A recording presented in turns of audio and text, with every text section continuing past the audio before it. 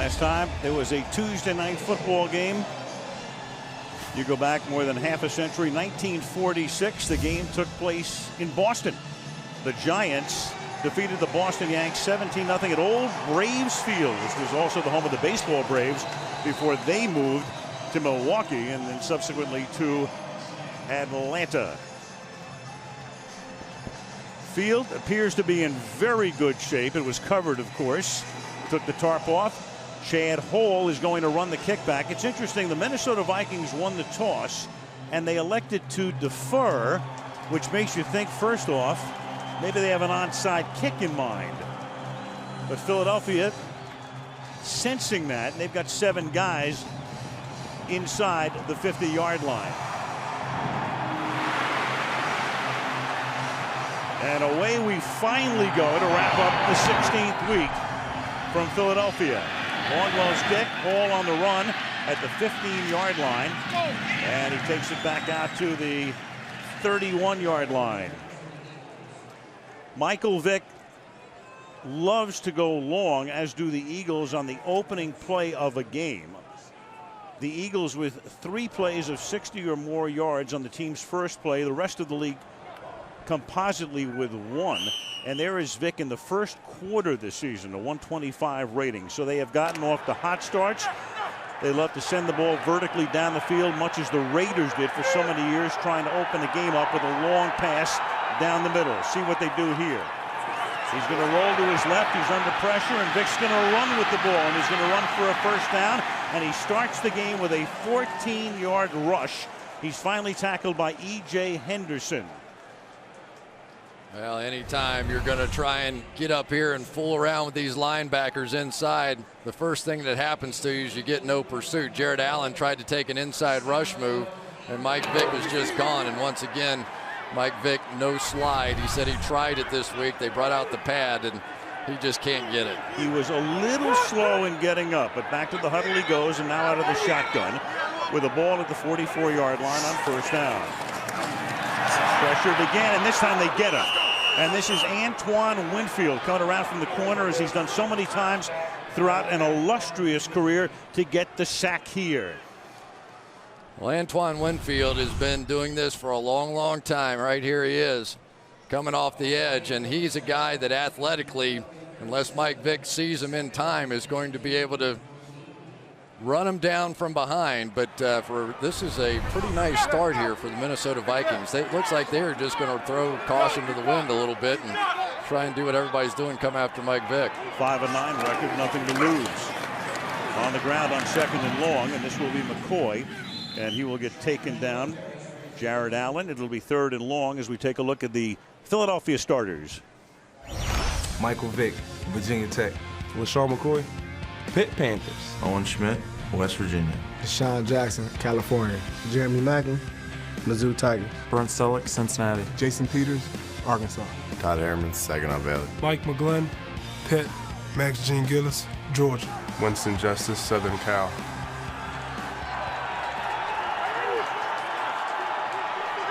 It'll be 3rd down and 14, 2 minutes into the game.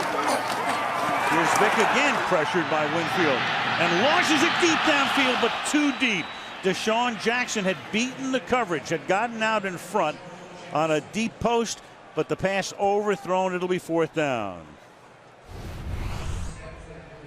Well, Kevin Williams going to come right on a little stunt into the inside and makes Mike Vick throw it just a little bit quicker. Again, they blitz Winfield off the edge, and it's interesting. Mike Vick was telling us the one guy I've never been able to overthrow is Deshaun Jackson, who just did. Here's Sam Rocca's kick. There's a flag at the line of scrimmage as the ball bounces out of bounds at about the 16-yard line. Mike Carey is the referee.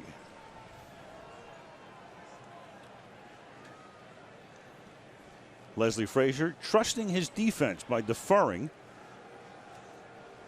And Mike Carey will give us the call on the punt. Illegal motion. Offense, number 14, never got set. 5-yard penalty. Minnesota's elected to take it at the previous spot. Replay 4th down. All right, so they'll make them kick again. It'll be 4th down and 19. Back them up 5 yards. And the feeling is that Frazier thinks he can do better than wind up with the ball at the 16-yard line. Brad Childress was the coach of the Vikings, was in his 4th year, was fired on November 22nd. Frazier was the defensive coordinator, and then Leslie was named the interim head coach. Will he be the head coach? Well, that's the question in Minnesota. Will he be interviewed after the season? Probably, but there's no answer yet from Ziggy Wolf and the folks that own the Minnesota Vikings, and in a way, it's a bit of a mini audition over these last 6 weeks. Frazier's record is 2-2 coming into the game. Rocca's kick, and that one will go out of bounds at just about the same spot they would have wound up earlier, this time the 17-yard line, and that's where the Vikings will take over for the first time in the game in Philadelphia on this Tuesday night.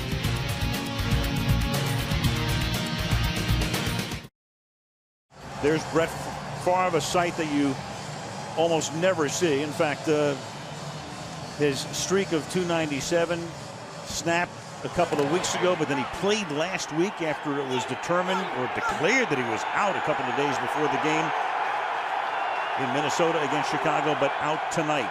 Ball at the 18 is Webb. Hands the ball off to Peterson, who just got named to the Pro Bowl.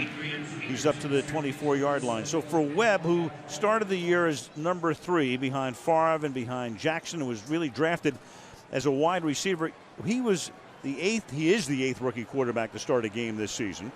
And he's also a guy who was drafted in the exact spot that produced Tom Brady. Round 6, overall pick, number 199. How'd that work out? If you believe in omens. 2nd down and 5.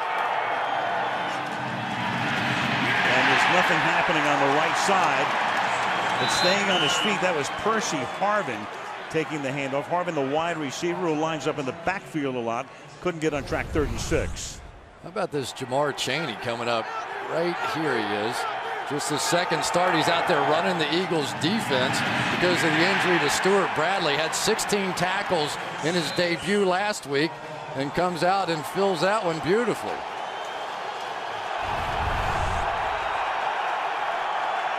Lorenzo Booker is now in the backfield, and Webb will throw and have that one knocked down at the line of scrimmage by Darryl Tapp. So Joe Webb's first series is a 3-and-out, and the Vikings send in the punting unit. Well, here we go right up here. Looks like Darryl Tapp able to get his hands up and get it on that ball. Jeremy Macklin's going to run the punt back. Chris Cluey to punt. Last time, of course, the Eagles ran a punt back was last Sunday at the Meadowlands when Deshaun Jackson ended the game with a spectacular return to give Philadelphia a most improbable win. And Macklin loses the football. A flag comes in, and Macklin's going to contend that he was interfered with by Jamarcus Sanford. Interfered with on the fair catch, and we'll see what carry rules here. But that appeared to be the call. Yeah, it looked like an illegal touch. Maybe it even hit the punting team man going down the field first. Interference with the opportunity to make a fair catch on the kicking team. Number 33, 15-yard penalty from the spot of the foul. First down, timeout. Big penalty. It's going to give Philadelphia the ball at about midfield. Penalty on Sanford.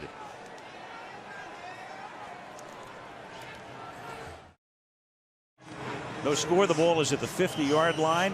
Interference with the opportunity to make a fair catch was the call on Sanford. And Michael Vick, who was named today as the NFC starter in the Pro Bowl. Tom Brady on the other side comes up here. And he'll toss it to Jackson. And that will go nowhere. A little discombobulated at the start. Jared Allen came in to bust up the play. No gain, 2nd down. Boy, it was such a dangerous play. Right there is Jared Allen, and he just splits this whole thing. And Mike Vick, I think, was trying to get to Deshaun Jackson to get the toss, but he could feel Jared Allen, and that is hit number 4 already on Mike Vick. And really, since that Giants game here, the game plan has been get as many shots as you can on Mike Vick. That's 4 times he's been hit in 5 plays. Quick flip. Jackson is going to drop that one. And it will be 3rd down. Let's take a look at that Minnesota defense. Ray Edwards, Cincinnati Woodward. Pat Williams, Wasman High School. Kevin Williams, Oklahoma State. Jared Allen, Culinary Academy. Chad Greenway, University of Iowa. E.J. Henderson, Maryland. Ben Lieber, Kansas State. Antoine Winfield, The Ohio State University. Hussein Abdullah, Washington State. Jamarcus Sample, University of Sapanoga. Asher Allen, Georgia. That defense so good last year. They're 7th in the league in giving up yardage, but they've given up a lot of points. They're 17th in points allowed, and before we have a 3rd down and 10, we have a stoppage.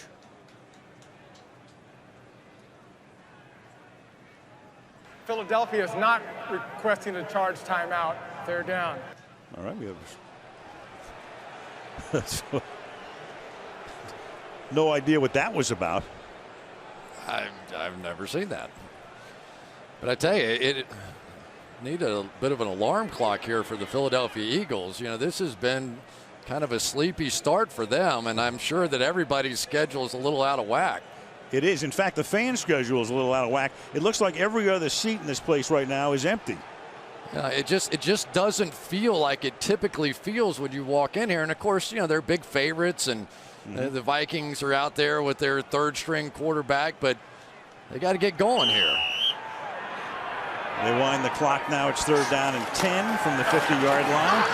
Vick with a clean pocket this time, going deep, and there's a flag. And that time it's Macklin, who's covered by Asher Allen, and the penalty will be on Minnesota. Well, pass interference. Defense number 21 from the spot of the foul. Automatic. 1st down. Well, this is going to be a difficult challenge tonight for these cornerbacks and safeties for Minnesota. They're down to some of their 2nd and 3rd string guys. Asher Allen really playing because Cedric Griffin is hurt. And there's LaShawn McCoy coming over to get the pickup. But this is a couple of deep balls that they've had opportunities to hit so far that they've missed. But that was a big break. 24-yard penalty, 1st down from the 26. Now McCoy. Nothing there. LaShawn McCoy was also named to the Pro Bowl today. McCoy in his 2nd, I'm sorry, McCoy did not. He's the first alternate. He's the first alternate, which means he has a chance to play in it. But none of these guys really want to play in the Pro Bowl, because the Pro Bowl this year is, as it was last year, the week before the Super Bowl. And if you are in the Super Bowl, you obviously are excused from the Pro Bowl. There you go. There you go. Just to clean that up. 2nd down and 10 with the ball at the 26-yard line. Wow. And they give it to McCoy. McCoy gets taken down in the backfield by Jared Allen. Allen had only 1 sack through the first half of the season, but he's had about a sack a game since, so he has picked it up. Well, Jared Allen right now, they're getting all kinds of help because they're going with the inside pressure. He's going to come back inside, and then Chad Greenway goes inside, so Peters had to pick him up, which gave Jared Allen another free shot in the backfield. I don't think I've seen the Eagles giving up as many free runners on the defensive side as I have so far in this one. 3rd down and 16 from the 31. It's the Eagles' 2nd possession.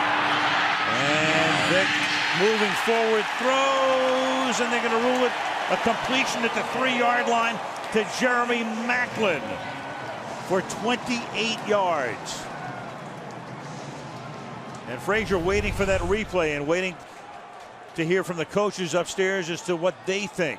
Look how much more comfortable Mike Vick is in that pocket. You see the deep drop that he takes. He thinks that gives him a little better vision of the field. And then when he starts to attack up the field defensively, you're just in no man's land. Nice catch, 2 feet down, no question. 79!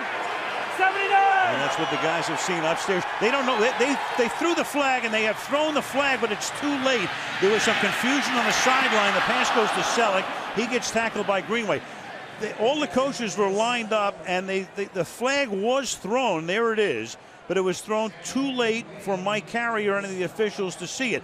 There was some question as to whether they should challenge or not. It was very close because that knee was going down along with the 2nd foot, and Frazier got the flag out too late, and he knows it. Well, you know what's weird about the system that we have in place is that when you throw the flag from the coach's box way back there, the officials won't see it if it's down around the goal line. I mean, it's just a natural thing. They may have won that challenge. 2nd and goal, that knee was down.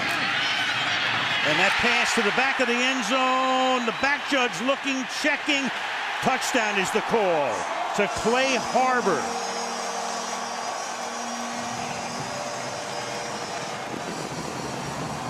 And Frazier will want his guys to tell him about this possible challenge. Well, this is some play by Clay Harbor because he basically is getting knocked backwards as he was catching the ball, but he still managed to get that 2nd foot down. How many times do you see that 2nd foot go flying out of the back of the end zone, but he somehow jams it in the ground? What a great catch. Don't see the ball moving. Boy, that was close. This time they are going to challenge. The ruling on the field is a catch for a score. It's being challenged by Minnesota. Now, there's no such thing as a force out anymore. He gets forced out by Jamarcus Sanford. They'll take another look at this one. Very close.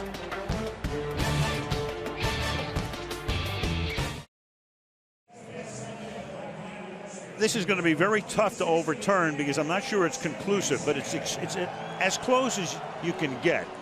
Because, take a look again. Clearly the 1st foot is down. He gets the left foot down. The right foot is down, but is the side of the left leg, does that touch out of bounds before the right foot comes down? That's the whole question. There's no question about possession. He has that all the way. Now, the two officials had to talk to each other to rule it on the field. Watch the 1st foot. That one is the key. Does it slide out of the back of the end zone there? Right. Is that out of bounds before the right foot touches? And so Frazier, who I think would have won that first challenge, had to challenge this one. This is tough. I would say they don't overturn it because it's not conclusive enough. And in fact, Mike Carey spent a long time under the hood. Here he is. After review, the ruling on the field stands as a touchdown. Minnesota is charged with first team timeout. So close that it's inconclusive, and so you have to stay with the ruling on the field. Oh, you're going to see the official can't get a much better look at it than that. He is right there, foot down. He sees that 2nd foot down, and the only question was, did that 1st foot that went down slide across the line? But it really doesn't matter now. That was a heck of a play to take a hit like that in midair and still cram that 2nd foot down. That was a nice catch. So Clay Harbor, the rookie out of Missouri State, 4th-round draft choice, his first career touchdown. David Akers for the point after. And as we approach the halfway mark of the 1st quarter, the Philadelphia Eagles take a 7-0 lead over Minnesota.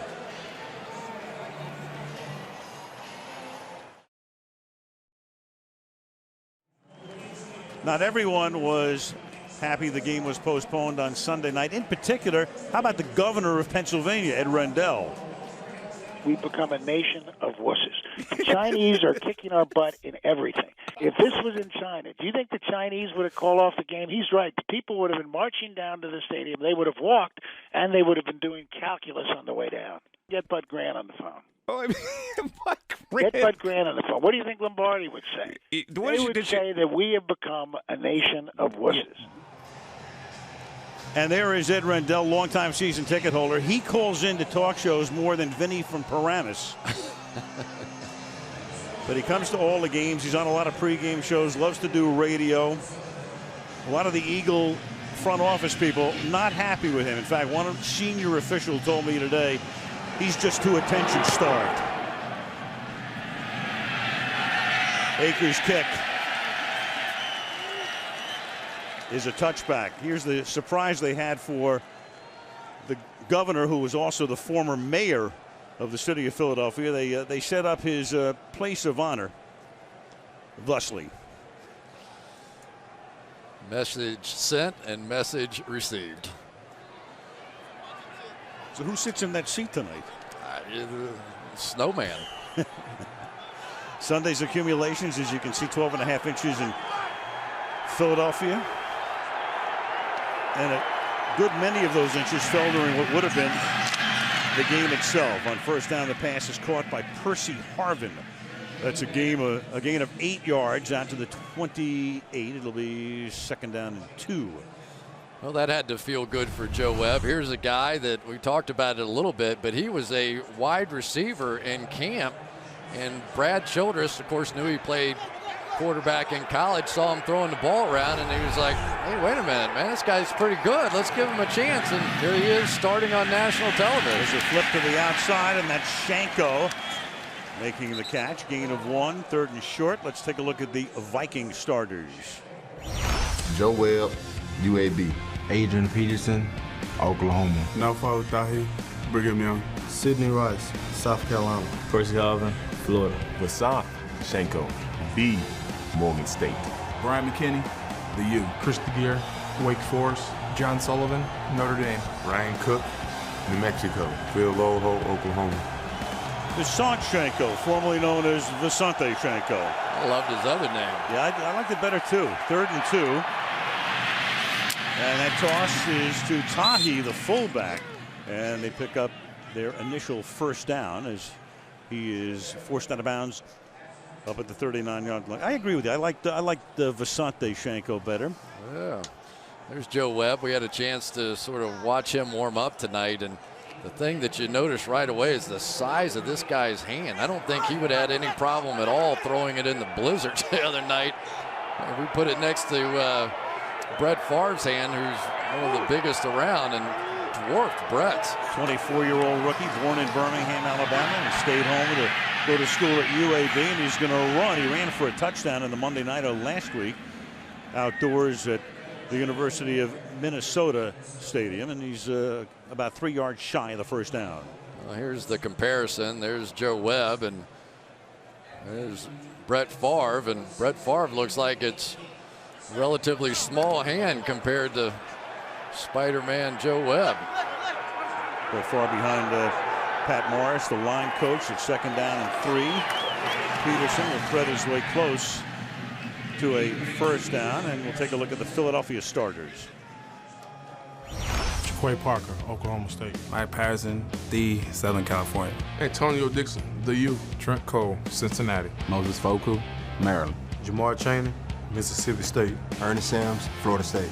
Asante Samuel, UCF Knights. Quentin Michael, Boise State. Kurt Coleman, the Ohio State University. Dimitri Patterson, Tuskegee University. 2 rookie starters, and both were drafted in the 7th round in Chaney and Coleman. It's 3rd down and 1 now. Off the fake, Webb in trouble, but escapes the sack and then completes the pass to Shanko for a 1st down. You had Jaquay Parker coming in, almost got the sack. Webb able to roll away, gain 9, move the chains. How about that play by Joe Webb? Jaquay Parker had a free shot at him here. Watch this little wiggle, right? No, not going to get away. We told you what a runner he is. He ran for 1,427 yards at Alabama Birmingham, which is the 3rd most in NCAA history for a quarterback. So he is mobile. Peterson to the 39-yard line. Peterson, the only Viking named to the Pro Bowl in his 4th year in the league. One thing about Peterson, remember the only rap on him coming into the season was that he was a fumbler. And he coughed it up 20 times in his first 3 seasons, a lot of those in very key situations. So he worked on it. He worked on it to the point that this year, 0. Hasn't fumbled at all, not once. 2nd down and 5.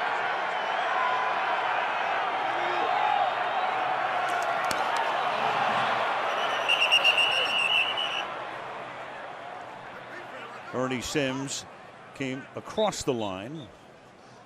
Was it him? Or was it a Viking with a false start? Answer forthcoming. Before any movement by the offense, encroachment, defense, number 90, 5-yard penalty, still 2nd down. Antonio Dixon, speaking of Peterson and working on that fumble issue, most in the NFL for a non-quarterback over a 3-year period. 1 every 51 touches. But through week 15, 0 on 280. And it's pretty much that Tiki Barber thing where Barber carried it high and tight, and that erased Tiki's issue. Same thing with Peterson, or at least that's what he attributes it to. We're talking to him. 2nd and 1. They're going to give it to Harvin on the end around. Cole chases him, and Harvin will pick up the first down. So Harvin, who's missed some time and had to go to the Mayo Clinic in Arizona because he has those migraine issues, and that was costing him some time in training camp, cost him some time during the regular season. Hopes he's on his way to recovering from that issue, picks up the first down here. Watch Trent Cole here. He actually plays this thing pretty darn well, but Percy Harvin just too fast. Got around the corner out there. And, you know, this Minnesota Vikings offense still has great weapons around if Joe Webb can kind of just play point guard here tonight. From the 27.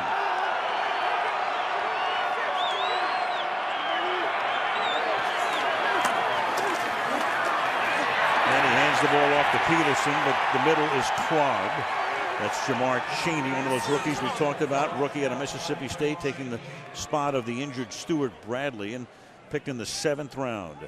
You know, this Philadelphia Eagles defense, they started the year and there was really major questions. Could they stop the run? And they were having a tough time the first month of the season. Made some changes defensively. Antonio Dixon, Moses Foku, Jaquay Parker put in the lineup for Sean McDermott. And all of a sudden, over the past 10 games or so, their run defense has been pretty solid, and it was very good against the Giants last week. 2nd and 11. Webb, flush out. There's a flag. Mike Carey threw it from behind the play. He's taken down by Asante Samuel at the 22-yard line. Personal foul, face mask, offense, number 71. 15-yard penalty from the previous 5 and still 2nd down. Right tackle Phil Lodeholt. Yeah, I think he got hold of Darryl Tapp. And Darryl Tapp actually looked at the official to give him a little help, said, yeah, that's right. There's Lodeholt right there. And just as Webb is starting to scramble away, I think you'll see Lodeholt just grab him. There you go. And then Tapp points over at Mike Carey for a little help.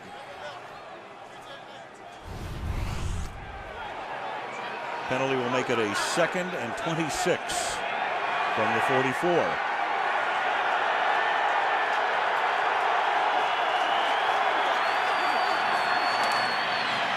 Webb going deep for Rice, and it's batted incomplete. Asante Samuel missing 3 games with a knee issue, but back in the lineup last week and leading the league in interceptions with 7. That's it. Well, Asante Samuel going to the Pro Bowl, and it's because he can make plays like this. Although I think this was a good idea on the part of the Vikings. Asante Samuel, watching him last week against the Giants, just was not healthy with that knee. And they got behind him a couple of times early, so they send Sidney Rice. But Joe Webb was probably 10 yards short on that throw. Didn't even give his big guy a chance to go up and make a play. Final 2 minutes of the quarter, 7-0. Philadelphia 3rd and 26. Deep over the middle, and that's incomplete. And all the way back there was Jamar Chaney, the middle linebacker, covering on the play, knocking it down. 4th down. I tell you, Jamar Chaney has come out here and really established himself. He's just going to, from his middle linebacker position, watch him turn and make a play on the ball. That is something that is usually very difficult for middle linebackers to try and do. He is a young, athletic kid, and he is making plays for this defense. Chris Kluwe's 2nd punt. Chad Hall setting up back the Eagle 10. Eagles set up a return and will not have the opportunity as the ball just does cross the goal line for a touchback. 1.5 minutes to go in the quarter. Philly with the ball and a 1-touchdown lead.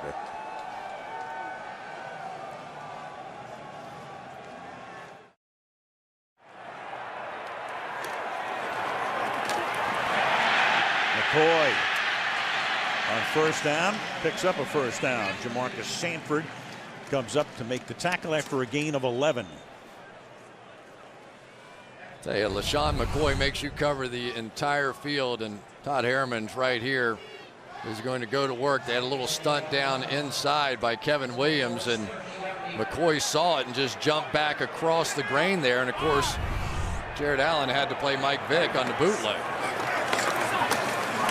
Play fake by Vick under pressure and slides away to dump it off to McCoy, who leads the team in rushing and also in receptions. For McCoy this season, that is catch number 75. That was kind of bizarre, wasn't it? I mean, there were people getting tripped up and his own offensive lineman falling at Mike Vick's feet, and just looked like the whole thing was going to collapse, and somehow Mike kind of wiggled out of it and made something out of it. 2nd and 7.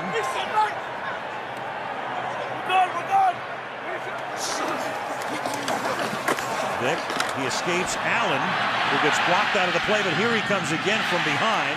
Michael still gets it away, caught by Selleck, and that'll be a first down. Boy, Allen had a chance to get him the first time and then the second time as well. But Vick able to escape, pick up the first down, and that will take us to the second quarter.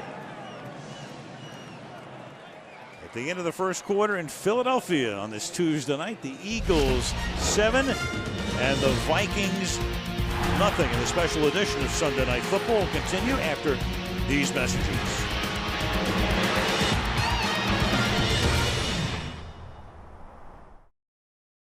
Jeff Lurie, the owner of the Eagles since the mid-90s. Crowd late arriving, in fact about 48 hours late, but they filled this place in pretty nicely. Just a few patches of empty seats right now.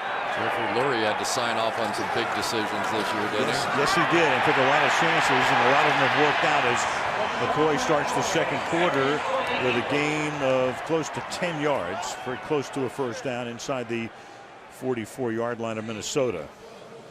Jared Allen, just before the end of the quarter, you think it's frustrating to try and chase Mike Vick around? He got one shot out, missed that one. Oh, here he comes again.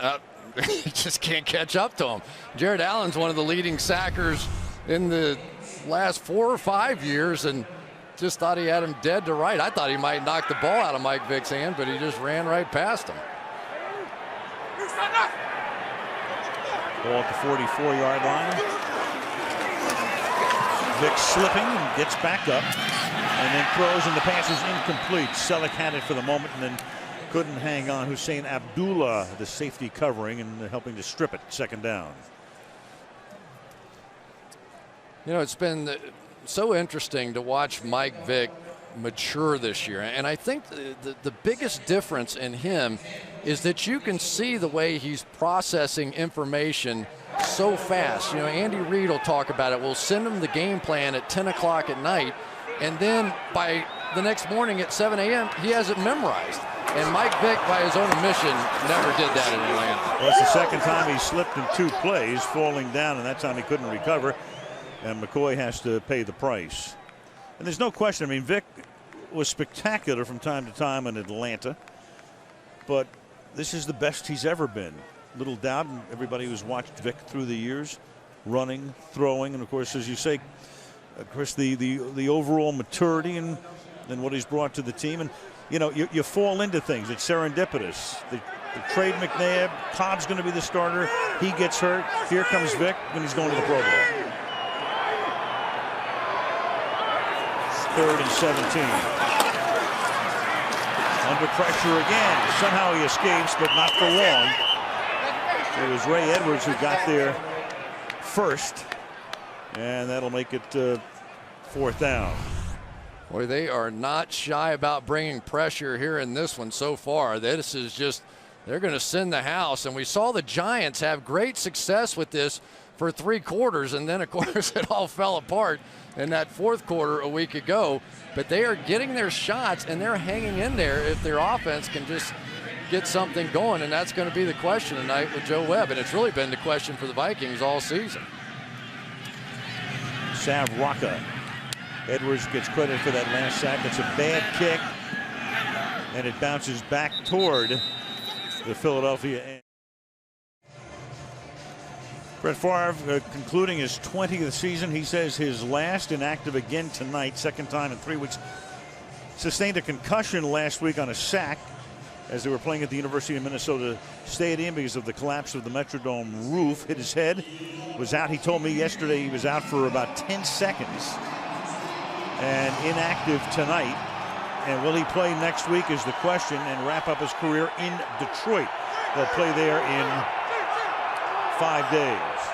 Drive begins here from the 26-yard line on first down as Webb fakes it to Peterson. That buys a lot of time, and the pass is incomplete, in and out of the hands of Sidney Rice. And more on Brett. Let's go to Andrea Kramer. Andrea. Well, yeah, Favre told me he was knocked out cold when he suffered that concussion 8 days ago, and he called it the worst experience in his career.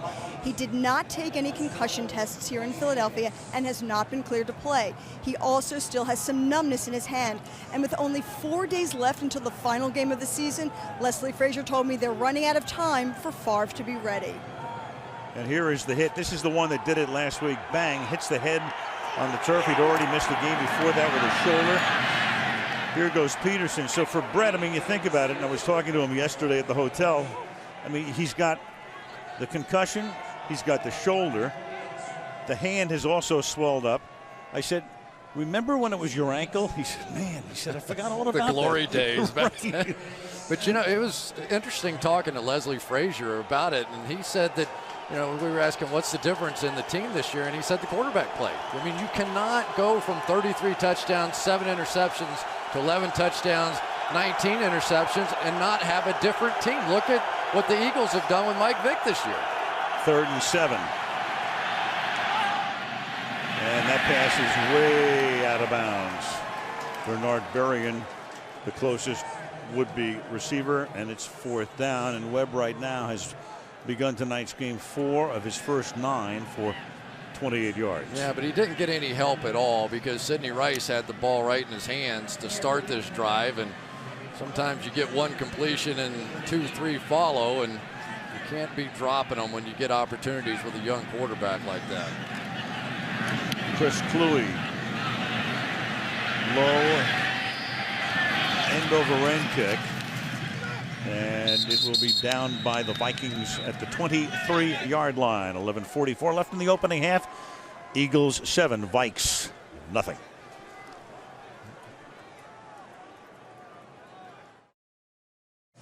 Eagles not only good, but youthful. The young stars, 3 big ones. McCoy is only 22, leading in rush yards and receptions. Having a great year. You know about Deshaun Jackson, the big play man, leading the team in receiving yards. And then there's Macklin, who sometimes gets overshadowed by Jackson, but he leads the team with 10 touchdown receptions, and all of them puppies. Yeah, and they all said, boy, we loved Mike Vick growing up. He was our idol, and it's kind of funny now because you think of Mike Vick as being a relatively young guy, but he's not anymore, and those guys all sort of idolized him. From the 25-yard line on first down.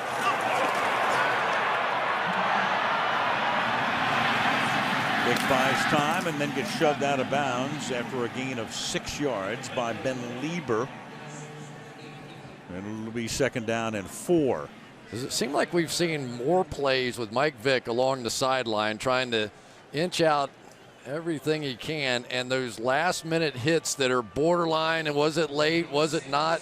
And, of course, Andy Reid has been going crazy this season because he feels like that Peyton Manning and Tom Brady gets treated a little differently and protected a little more than does a running quarterback like Mike. 2 weeks ago, we saw the big hit in Dallas that resulted in the penalty. Vick throws, and that'll be caught. That's Jason Avant for a first down. Some of the hits he's taken so far tonight. Remember, Andy Reid said, hey, look, I think my guy is not being treated the same way other guys are. I'm sorry I brought it up, but he wasn't sorry.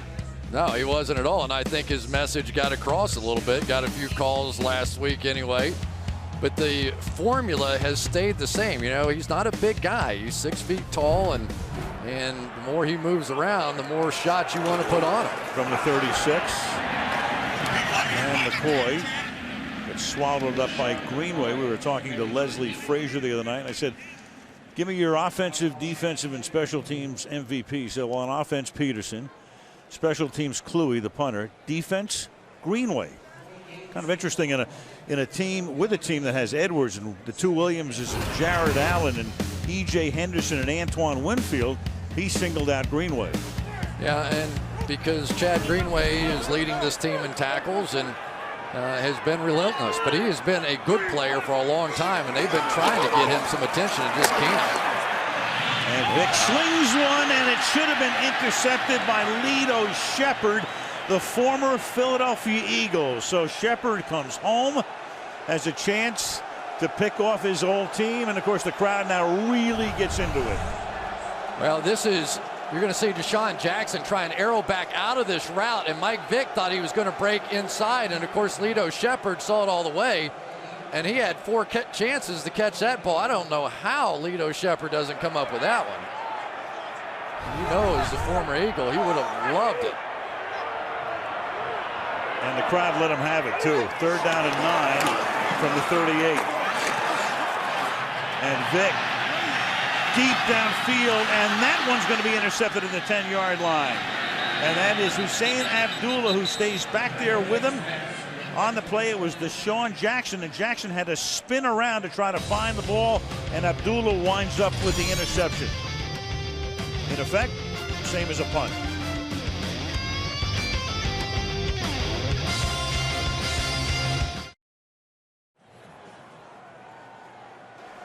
Ouch. Huh. Not exactly Rocky. Kind of went the other way. From the 14. Webb getting away from Parker again. Second time he's done that. And back to the 21-yard line. It turns out to be an interception. Had they punted, it was 3rd and 9. It would have been 48 yards. And so Vick lets it go, and Abdullah picks it off. Yeah, the net result was fine, but this should have been a touchdown. Deshaun Jackson is the one safety comes up, gets a chance now. If this ball is thrown across the field, it's a walk-in touchdown. But Mike threw it basically behind Deshaun Jackson for an easy interception, and he's been struggling with some interceptions. 6 now in the last 5 games. 2nd and 3, and that's vintage Peterson busting tackles out to the 36 and a 1st down. Gain of 15. You know, sometimes you let a team sort of hang around a little bit, and maybe they get something going. You can see right back over here is what Adrian Peterson ultimately wants to get to. It's a nice job by Chris DeGear, just sort of staying on that hole and finally driving Sims out of there. Peterson missing last week's game, bruised thigh, suffered on a handoff from Tavares Jackson a couple of weeks ago. His knee was also an issue as well. Peterson's going to cut it back, and Peterson for a 1st down into Eagle territory. Samuel then helps to knock him down. The ball comes loose. The Eagles think they have it, and they do.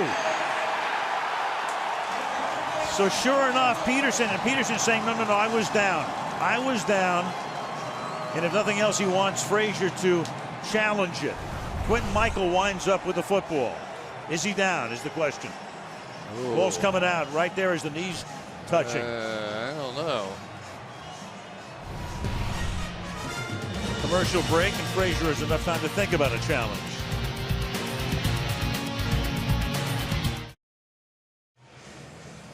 Adrian Peterson is pleading his case. Leslie Frazier still holds the challenge flag, but he's being told upstairs that this is going to be a fumble. Watch the way the ball gets kicked out. You've got Bernard Berrien, the wide receiver, comes in. He's trying to block Coleman, and his foot knocks the ball out before Peterson is down. So Leslie Frazier, despite being implored to throw the flag by Peterson, said no, that would have been the last of his challenges. And it's Peterson's first fumble of the year. And Dick, just before he goes out of bounds, throws, and the pass is incomplete, intended for Jackson. Boy, can we put the kibosh on guys or what, Chris? I'm telling you. Boy, Jared Allen, speaking of kibosh, he just cannot catch Mike Vick. He's had some good angles that would have led to sacks against any other quarterback, and it's driving him crazy. Tried to duck down inside that time of Clay Harbor, and that's the 2nd time tonight. But Jared Allen thought he had a sack and just couldn't get there. 2nd and 10. Dump off to McCoy. And here comes Allen from behind. Again, trying to work the corner and then coming from behind to make the tackle. Jared Allen. One of the problems I think LaShawn McCoy has is that he lets the ball get away from his body. Talk about it with Adrian Peterson. But you'll be able to see he slings that ball around, doesn't get it tucked in sometimes. And Jared Allen just missed getting a fumble on that one. I mean, just 1 second earlier, because I don't think McCoy ever saw him. 3rd and 10. Action up front. Eagles came Ball up start. in a tight Offense number formation. 79. 5-yard penalty is still a third down. Todd Harriman's the left guard. Now we've got a really good matchup in this game on the outside. Jason Peters, a Pro Bowl offensive lineman. They paid big money for him, and they feel like it's money well spent against Jared Allen, who started off so slowly this season, had I think 1 sack in the first 7 games and about 8 since then, and has really been coming on and probably thinks he should have had a couple more tonight. Third down 15, halfway through the second quarter. Pressure again. But Vic is able to sling it away and has that one almost intercepted. Frank Walker dropped an easy one. This is just unbelievable. I mean, these are 2 of the easiest interceptions. First, Lito Shepherd, and now Frank Walker. There's just nothing to that. I mean, you throw that to a bunch of high school kids, they're going to catch it every time. Wow. Must be the left-handed rotation. You know, those are tougher. Those are tougher. Sav Rocca.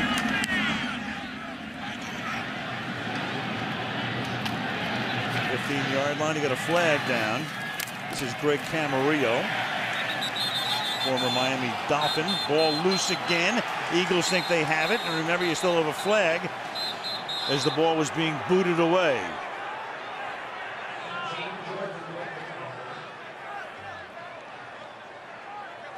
So number 1, who recovered it? Number 2, what's the penalty all about here?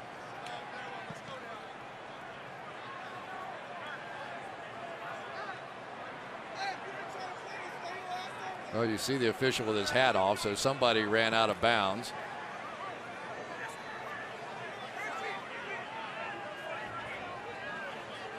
I think that arm was down. The ruling in the field is the runner was down by contact. There was a foul on the kicking team. Ineligible member of the team out of bounds on a punt. It's a 5-yard penalty. Minnesota has elected to take that foul at the previous spot. 4th down. But at least nobody tripped the guy. So Minnesota has the ball. Meanwhile, the season ends. This is the final game of the season, period. And Sunday night will be in Seattle. One of those classic winner in, loser out games. Football night starts at 7 Eastern time. Either the Rams or the Seahawks go to the playoffs. Winner will be the NFC West champion and the 4th seed in the playoffs, meaning the winner will host a game the following weekend. And to be determined is the he's saying is the other team. Yeah, Leslie's saying I'm not sure I don't want the re-kick. Yeah, let's go back down the other way. Correction. Minnesota's elected to take it at the spot. 5-yard penalty, 1st down. All right, that'll take us to a commercial break. 7-0 Philadelphia.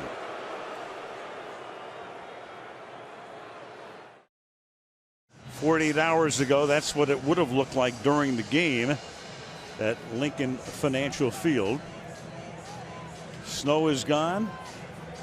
I tell you, of all the crazy things I think I've seen, this could be the craziest. This year, the Vikings have had 2 games postponed. The Twins, who moved back outside to Target Field in downtown Minneapolis, had one game postponed at home, none on the road. That is unbelievable. And I think the Twins outscored the Vikings on several of those games, too.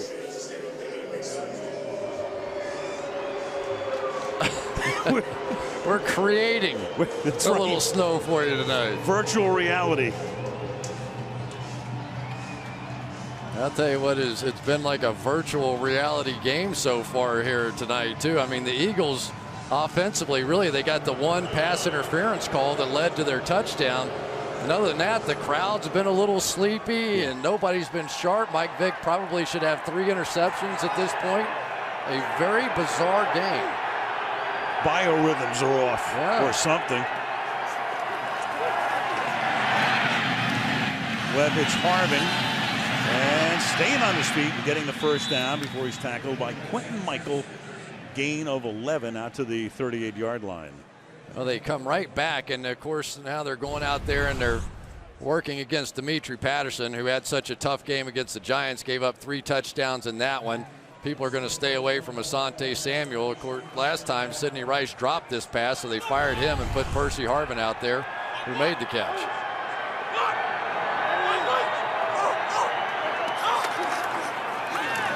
From the 39, Harvin. That's another first down, and he gets tackled, and down he goes at the 45-yard line of the Eagles. A little upset with himself for not staying on his feet, and he could have picked up 10 or 15 more. Might have scored. Colt Anderson at the end of this play is going to barely trip up Percy Harvin, but from our vantage point, it looked like he had a lot of open field in front of him. That saved a big one. Yep. Only Coleman had a chance to get him with that angle. 44-yard line, first down. Draw to Peterson. Maybe a yard. I tell you, Joe Webb has not been too bad tonight. This is a young man that came into this ball game and really had 31 career attempts, but you watch him stand there in the pocket, and we saw him earlier in the exhibition game, remember, against San Francisco, I think it was, earlier this year. Took off with one, and you kind of went, wow, that was something. But I didn't know if he could throw the ball or not, but he's hung in there pretty well here tonight. Back in August. 2nd and 9.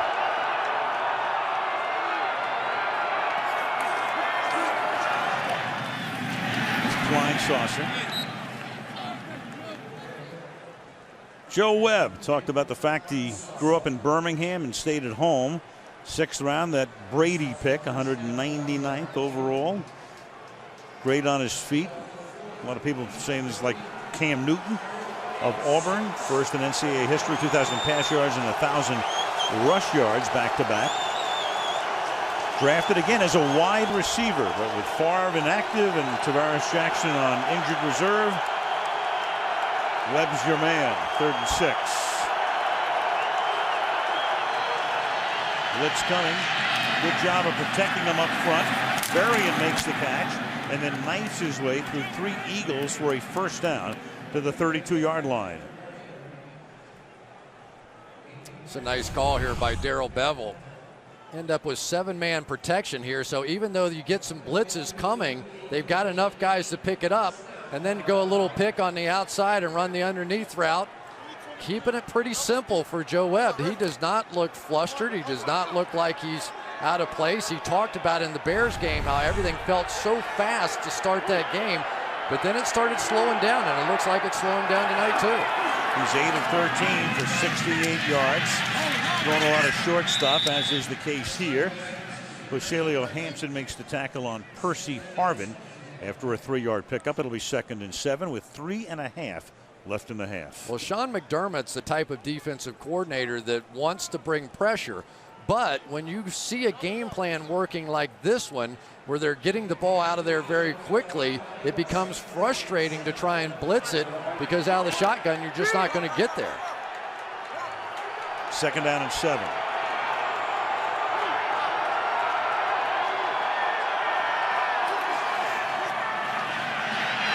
Under pressure, and this time Webb goes down. Off the play fake. Cole didn't buy it. He comes knifing through. Last year, his 2nd straight Pro Bowl, and that's an 11-yard sack for Cole. Well, you're not going to win this battle very often right out here. You've got Jeff Dugan and a tight end going against one of the premier pass rushers in the league, and Trent Cole. And I know that was a tough one for Webb, but there are times that you just got to be able to fire that one out of bounds. But for Jeff Dugan, not much of an effort there. Cole gets his 10th sack of the season.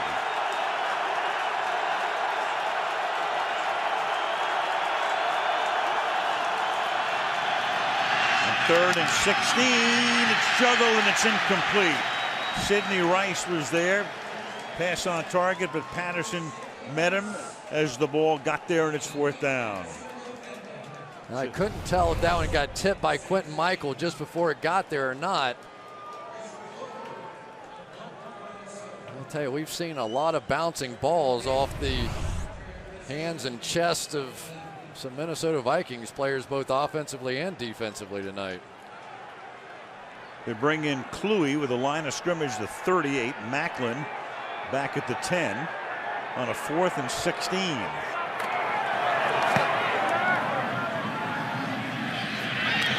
And it will be fair caught at the 10-yard line with 2:20 to play in the half. Vikings saga 2010, a year to forget. The Favre, Mississippi mission, the 3 guys going down to get them back. They traded for Randy Moss. That was disastrous. NFL investigating Brett Favre, and that's ongoing. They cut Randy Moss. Brad Childress got fired. Metrodome roof collapses. Favre's streak ends. And so that was the 2010 season for the Vikings, who began with such high hopes, who came so close to earning a trip to the Super Bowl, who opened the season in New Orleans with a loss, and it spun downhill from there, from the 10. Vick hit as he throws, and that one is almost interception. I think that's going to be offensive pass interference. Right. Antoine Winfield blitzed that time. Sanford almost came up with that pick. And here's Mike Carey with a little gleam in his eye. Pass interference. Offense number 10. Pass the distance to the goal. Still first down. Indeed. Well, you're an old wide receiver. You know offensive interference. Hey, yeah, I used to do it a lot. That was a good play, though. Antoine Winfield, though, this blitz has really been giving the Philadelphia Eagles fits so far.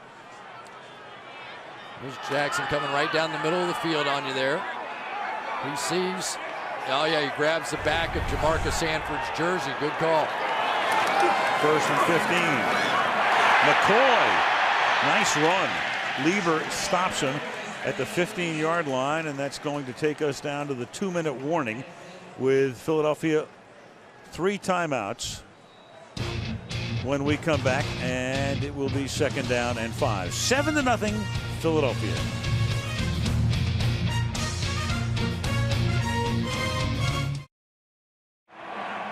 Not bad tonight. Temperature around the freezing mark, but clear and not very windy. 2 minutes to go in the half. 2nd down and 5 for Philadelphia. Eagles on top 7-0. And Vick will get the first down on a pass to Macklin, who stays inbounds. Frank Walker covering on the play. Eagles with all of their timeouts. Yeah, the Eagles made a little adjustment and finally picked up that blitz by Antoine Winfield.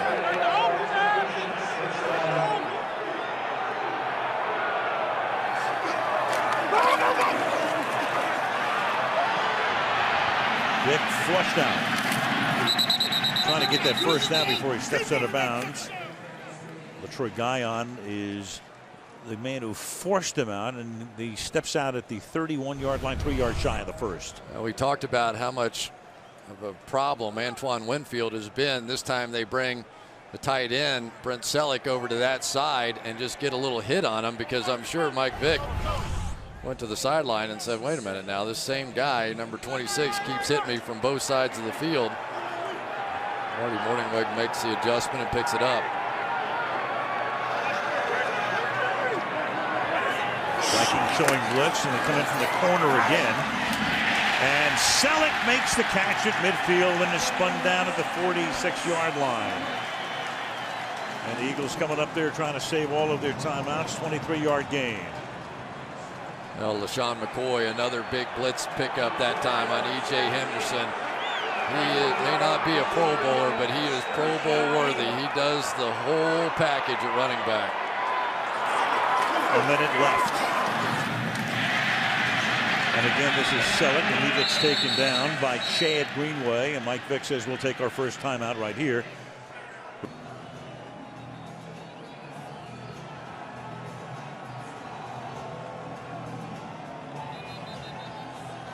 Winter Olympics. Pretty cool sport right there. Sean McCoy is going to end up picking up the blitz right in the middle. It gives Mike Vick a chance. I mean, you know, as an offensive team, there should be somebody running wide open, and Vick just sort of casually found it. And that's what's been the difference really for him this season, the ability to find the open guy versus the blitz. Second and short from the 39-yard line. Look out. Vic loses the ball. That's Winfield again. He picks it up, and Winfield is going to race all the way to the end zone. Touchdown, Minnesota. And this place is silent. Well, that time they released Brent Selleck down the field, did not block him, and the blitz that has been the nightmare continues. It's amazing. The same play now, the same blitz has been getting them time after time. See Selleck release up the field. Instead of going for Vic, they go for the ball. And I tell you, this is deserved by the Minnesota Vikings. They have been hanging in there. The Eagles have been sleepy. This is a just result for halftime. Ryan Longwell to try to tie the game. Well, for Winfield, it doesn't get any better for a defensive player. You get a sack, you get a forced fumble, you get a fumble recovery, and you get a touchdown. Well, it has been almost the exact same blitz time after time after time. And the more action they presented inside, they're going to take Jared Allen and cram him down inside, which picks off Jason Peters and creates that short edge there for Antoine Winfield. And there you go. An offense not able to do much, and you end up scoring on the defensive side. It's sort of like that Pittsburgh-Baltimore game we saw earlier this year. It ended up Troy Polamalu having to make the play. Watch him come right down inside there, which draws both Peters and Harriman, and it creates the short corner there for Antoine Winfield to come in and make the play. 2 sacks tonight for Winfield. Had one on the first series of the game. 12th year in the league. Known as a phenomenal tackler through the years. Textbook. And then tonight showing what he can do blitzing, showing a little speed at the end as well. Yeah. Not that anybody's going to catch him. No, and unless it was Mike Vick, if Right. he'd gotten up off the ground. But, you know, Cedric Griffin being out, the other cornerback, has really hurt this defense. Those two guys were quite a bookend for a while. Kickoff fielded at the goal line by Macklin. And Macklin will get taken down at the 25-yard line by Asher Allen. Well, the Minnesota Vikings, I mean, this has been some odyssey. 2 weeks ago, the roof collapses, so they have to play a game in Detroit. Then they have to play a game at home, but they can't play inside. They got to go outside to Minnesota. That leads to a Favre concussion. Then they're here all week. They're here so long that Ed Rendell's going to send a tax bill to these guys pretty soon. There you go. There's your shot. But it was We're going to get one too. Yeah, this is a football team, though, that defensively, that has not been the issue this year. The issue has been what's happened on the offensive side. Just have not produced the results they did a season ago. From the 23, here's Vic. And that's caught for a very short gain. Catch is made there by Macklin, and now Philadelphia is going to take a timeout. One thing about the Vikings, compared to last year when they were routing teams and had a great season, they've been playing from behind almost all season. You can see the 7th most snaps without a lead in the NFL. That was last year, and this year the 2nd fewest without a lead. And that's with a lead, not without a lead. So the bottom line here is that they have not only been losing, but they've been behind and trying to come from behind. And tonight, well, at least for the moment, they come from behind to tie the game. 2nd and 5. And Vic throws, and almost a great one-handed grab, but it's incomplete. Intended for Jason Avant. Well, and one thing you don't want to do with this Vikings team is put them in a position where they can now start to rush the quarterback a little bit. Remember, they led the NFL with 48 sacks last year.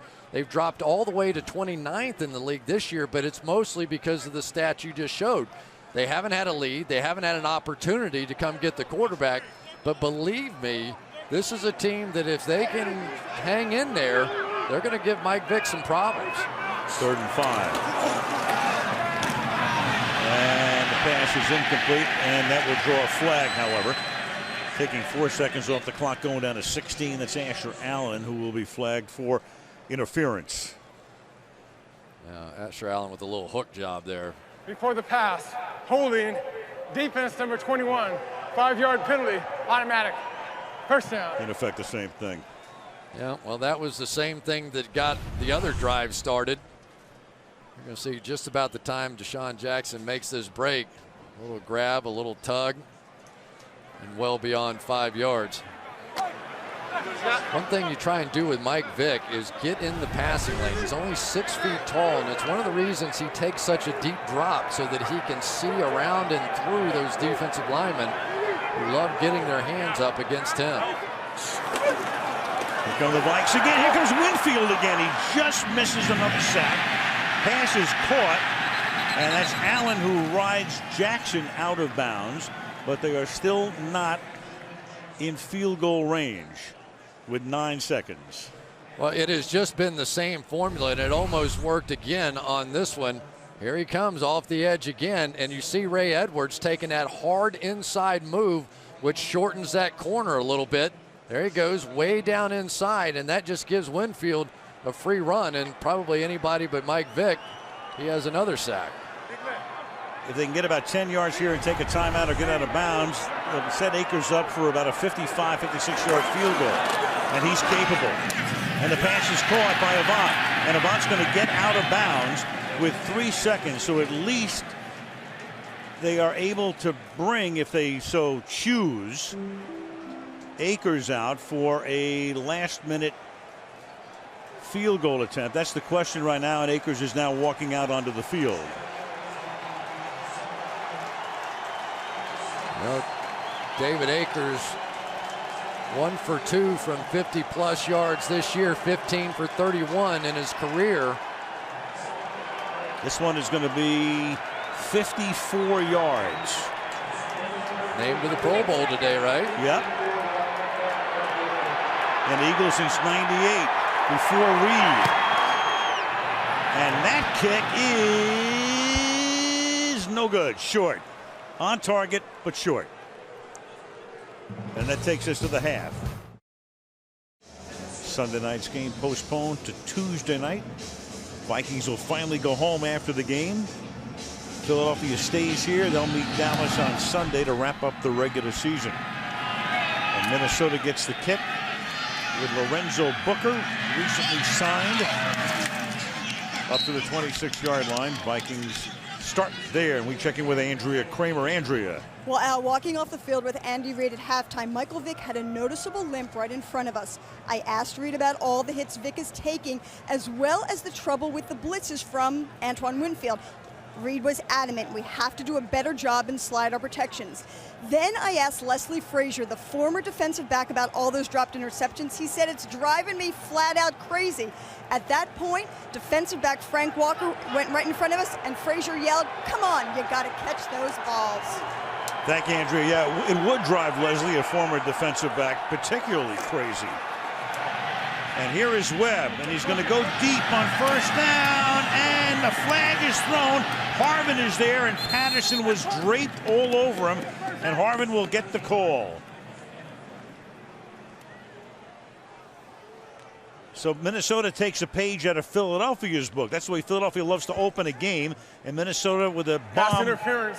Defense number 23 is declined. Play results in a first down. Might as well decline it because the catch was made. First down. The Vikings are playing more like the Eagles than the Eagles are, and we talked about all the weapons. Here's Percy Harvin on the outside working against Dimitri Patterson. You know that's going to be the matchup they're going to try and get time after time, and Joe Webb underthrowing earlier in the game. That was a tremendous throw. 46-yard gain. Ball at the 28. Webb, good play fake. Shanko wide open, and it will be first and goal. Vasant Shanko taking it to the 5-yard line. Well, I'm not so sure that Jamar Chaney wasn't supposed to be back underneath this one here. He kind of gets fooled by the play fake. He's a young linebacker, and then Shanko goes in right behind him. But this Joe Webb just looks so comfortable, and maybe it's because this crowd, it sort of feels like a preseason game out here. A lot of them still at the concession stand, and the Vikings about to go score on it. From the 5, first and goal, AP. Stop for no gain. Remember, Frazier started the game. They won the toss. You got a flag here, too. They won the toss. They deferred, giving them the ball here in the second half.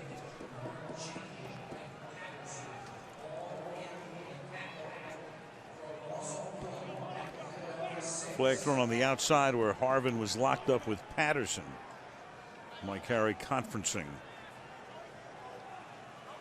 After the ball was dead, personal foul, unnecessary roughness, defense number 23. After distance to the goal, automatic. First down. Well, that's 2 calls now on Patterson here in the half. First one was declined, this one accepted. And a couple of tough weeks here for Dimitri Patterson. And all you can see, it was Patterson who kind of threw the punch at the tail end. And give Percy Harvin credit. That was a good block. He stayed after him the whole time. And you know Patterson's frustrated already after giving up 3 touchdowns last week. Sometimes you can just keep irritating those guys and get a cheap one. First and goal. Here's Adrian Peterson again. And the ball comes loose, but after the whistle had sounded. Play was whistle dead. Got the ball to about the 2-yard line. It'll be second down and goal. Adrian Peterson sometimes, and I love watching him play, but you get down on the goal line, you cannot be caught in a vertical position. I mean, you have to learn how to get over top of the ball, get those shoulder pads down, and whatever happens, let them drive you into the ground. But defensively in the NFL, they want to hold you up, and especially him, and start stripping at that football. But they're going to keep pounding it right at him. Second and goal. Shanko flexed to the right. Instead, it's going to be a fade, and it's Rice in bounds for the touchdown. Over Asante Samuel. Yes, Sidney Rice at 6'4", and as good as Samuel is, he's 5'10". So they throw the fade. Reed is checking to make sure his feet came in and that there's no challenge. It's just a great throw. Joe Webb, here you've got your young quarterback. Why not? They just take a shot at it. That ball came a little squirmy there at the very tail end of it. Got to maintain control all the way to the ground.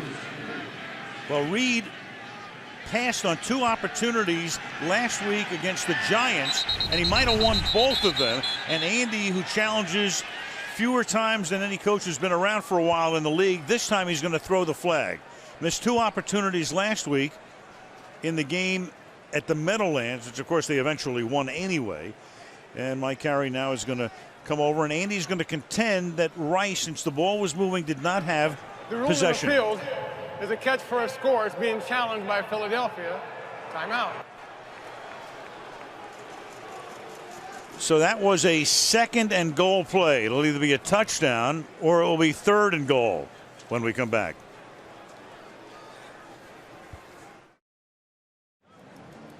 Andy's career record is not good. I think he's going to lose this one too. It's our feeling that the ruling on the field can't be overturned, even though the ball is moving. Here's the key. Feet clearly both down. The ball is moving, but does he maintain control of the football even though the ball is moving? We think yes, or I think yes. You're 50-50. You know, I mean, it's moving and touching the ground at the same time. Boy. But the ruling on the field is a touchdown. I don't see where they see anything to overturn this. Well, we saw Asante Shanko earlier in Green Bay this year, and one that was. Here's that Shanko play we're talking about. This happened on a Sunday night, Minnesota, Green Bay. And that was ruled incomplete. Yeah. So I mean,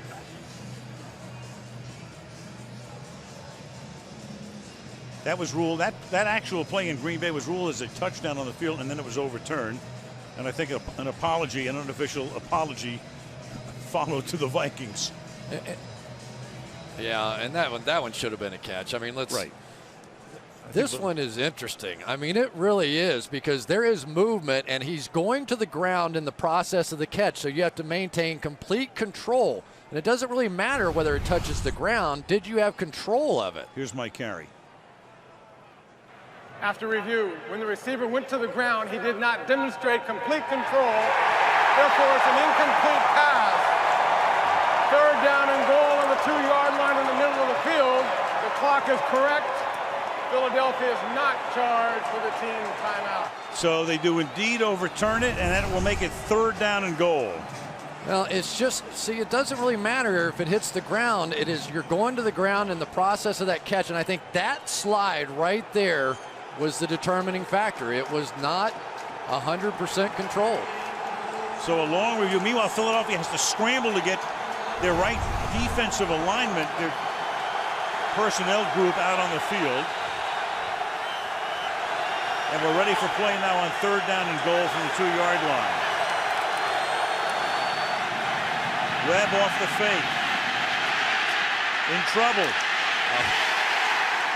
And gets sacked and thrown out of bounds at the 13-yard line. So the challenge pays off hugely. Jaquay Parker will get credit for that sack. Oh, you had Adrian Peterson wide open right in front of him. I don't know. Going to see Peterson sneak out here. And Joe Webb's going to have him just completely wide open right there. There's nobody around. Wow. I don't know. Maybe he thought Jaquay Parker was just in the way. Right. At the very least, throw it away and make it an easier field goal. Quinn Michael moving toward the middle of the field. Meanwhile, you've got this field goal attempt for a long ball from 30 yards, and that is good. But the Eagles wind up saving 4 points. Minnesota has the lead, 10-7.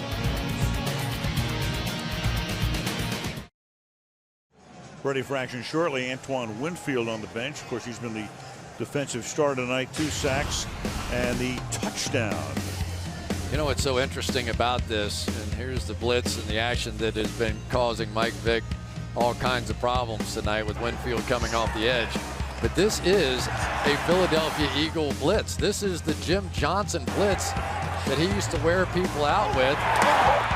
And Leslie Frazier learned this one from Jim Johnson. And so it's coming back to haunt Philadelphia here tonight. And it's unusual that a blitz that sort of originated from here can't be solved. Well, Leslie worked under Jim Johnson for Andy Reid. It was Reid who brought Frazier into the NFL. And this is Owen Schmidt, the Philadelphia fullback, who takes the short kick to the 30-yard line. The 2001 Eagles, this would have been Andy's 3rd year, and there was Leslie Frazier, who was the defensive backs coach here. Then he went to Cincinnati to become the defensive coordinator. He left there. He wound up in Minnesota, and he winds up as the defensive coordinator in Minnesota under Brad Childress, as you have an injured Eagle here. And he winds up with Trevor Laws down on the turf. He wound up in Minnesota as the defensive coordinator when Mike Tomlin, who'd been the defensive coordinator, gets the head job in Pittsburgh. But Laws is hurt on the run back, as the Eagles are prepared to have the football for the first time in the second half. Well, they've done what they can do to make these kicks safer, but boy, it is a dangerous play to have everybody running at each other full speed.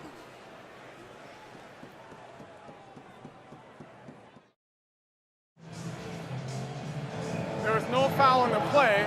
However, there was a fair catch at the 20-yard line. Therefore, it's their ball, 1st and 10. All right, so that's Mike Carey cleaning up what happened at the end of the kickoff. Meanwhile, here's Laws. Looks like he sustained a shoulder injury here. You'll see him with the block on Henderson, and down he goes. And we went to commercial with him on the turf. Walked him over to the sideline, and play resumes now on a 1st and 10 from the 20-yard line. Vick out of the gun. Good protection this time. Catch made by Macklin. Let's update the playoff picture here, because this game is of big significance to Philadelphia, even though they've already won the division. Atlanta right now 12-3. They'd be the 1 seed. They play Carolina. They can cement that. Chicago or Philadelphia could wind up as the 2nd seed. Chicago has the tiebreak right now because they beat Philly head-to-head. And then St. Louis at the moment has the lead, but it all depends on them knocking off Seattle or the other way around as to who goes to the playoffs in the West. Vick again. And Vick gets taken down here by Sanford. One thing about a Philadelphia loss tonight, Chris, if they do lose, if Minnesota holds on, then Chicago has the bye. Well, you just have to give the Vikings credit for what they've been able to do with this pass rush tonight. Again, they send Winfield off the edge. Again, Vick is flushed out, but he has not been able to get anything going down the field. And if anything, I don't know if you notice it or not, but it looks like Mike's losing a little steam here. He doesn't look like the guy we saw last week against the Giants. I think some of these hits are taking their toll. 3rd down and 8. And that's tipped, and that one is almost intercepted on the deflection. Pass intended for Jackson. Asher Allen tipped it, and Greenway almost came up with the pick. Well, Deshaun Jackson's done a lot of great things, but this is a poor route on this one. He comes up, he ends up at the top of his route and sits there, and that gives Asher Allen a chance to come right through him. All you have to do if you're Deshaun Jackson is take a step or two back, and that would have been a completion. And once again, the Eagles fail on the offensive side. Sav Rocca's punt. Camarillo collects it at the 25 and gets taken down at the 25-yard line by Eldra Buckley. Let's check in with Andrea. Well, guys, talking about the Vikings' reaction to the postponement of the game, the overriding issue of public safety notwithstanding, 2 high-ranking Vikings officials told me the feeling in their organization is that the Eagles wanted the game postponed since the conditions were the great equalizer. Eagles owner Jeff Lurie told me nonsense. If anything, a hobbling Adrian Peterson benefited from 2 extra days of rest. But Al, Vikings defensive lineman Pat Williams told me he thought the Eagles simply did not want Michael Vick to play in the snow. Well, they've been talking about that for 2 days here. Meanwhile, there's Peterson on dry land getting 16 yards tackled by Coleman. It would have been fascinating, of course, to see what Vick would have done in the snow. How do you think he would have done, Chris? I think Mike Vick usually is going to have the advantage when pass rushers can't get there, which is what would have happened the other night. There's no way that big defensive lineman could have been able to make this move. But again, Adrian Peterson, this is almost a touchdown. Coleman just saved that one. There was nobody on the rest of the field. That would have been 6. From the 43-yard line, Peterson again. About 8 yards. Tackled by the rookie Coleman, setting up 2nd and short. And Kurt Coleman's doing a nice job here tonight because he has saved a few plays. It was Colt Anderson earlier that saved one, but he's filling in for Nate Allen, another rookie, a 2nd-round draft pick, and getting a shot. Kurt Coleman, not a tremendous athlete, not the fastest guy on the field, but understands the game and has certainly been making his fair share of plays here tonight. Looks like his fullback, Nafao Tahi, is shaken up on the play there. He is helping to lead the way, but they work on Tahi now before a 2nd down and 1.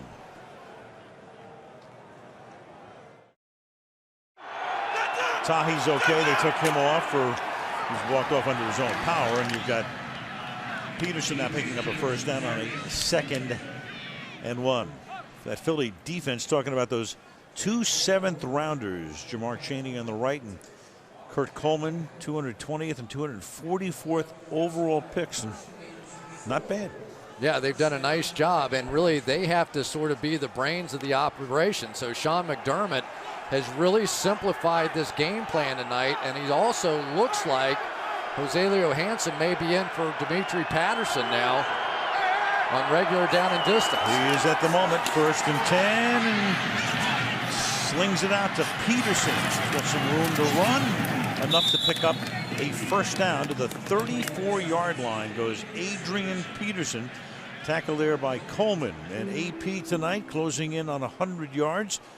He's carried the ball a total of 13 times for 82 yards. And I think Kurt Coleman's going to say, you guys aren't paying me enough to tackle Adrian Peterson in an open field all night. There have been 3 or 4 opportunities for him to really bust one. There's Dimitri Patterson. I think he's just benched. I don't see him looking at him for an injury or anything. Meanwhile, you've got Percy Harvin lined up as the running back here. The play fake, Webb. Buying time, and Webb throws, and that'll be caught at the 20-yard line, and Rice takes a shot. That's a helmet to balls it helmet. in, and that was, you could hear it. You hear it all throughout the stadium with Asante Samuel, and he's shaken as well. And a flag, of course, comes in, and a fine will follow. Personal foul, unnecessary roughness. Defense number 22. Contact on a defensive receiver from the dead ball spot 15 yards. Half the distance to the goal. Automatic. First down. And this is the second one of these that Asante Samuel has had. He had one in the Giants game as well. And one of the major reasons why the league is trying to outlaw these, Asante Samuel was hurt as badly as Sidney Rice was. I mean, this is just, there's just no place in the game right now. And I know that Sidney Rice ducked his head, but you can see launching with the helmet, a clear foul, and it's going to be a fine. Now, Samuel took his helmet off, but it's no foul. He started to walk back into the secondary, and then Mike Carey came over and he said, no. He said, I'm not going to call a foul on you. You took your helmet off because you're hurt. So you have to go out for at least one play. So he's out. Trevard Lindley now comes in his spot. Two backup corners in the game now. See if they take their shot. First and goal. And action up front. It might be first and goal halfway to the goal line now. Mike Patterson coming across. Neutral zone infraction. Defense number 51 jumped into the neutral zone, causing immediate reaction by the offense. Half the distance to the goal. Still first down. Cheney came, and then Patterson came with him. And the ball will be spotted inside the 5-yard line, first and goal. They say Jamar Cheney, but I saw Mike Patterson as the one that jumped right there. I'd be surprised if it were something other than that.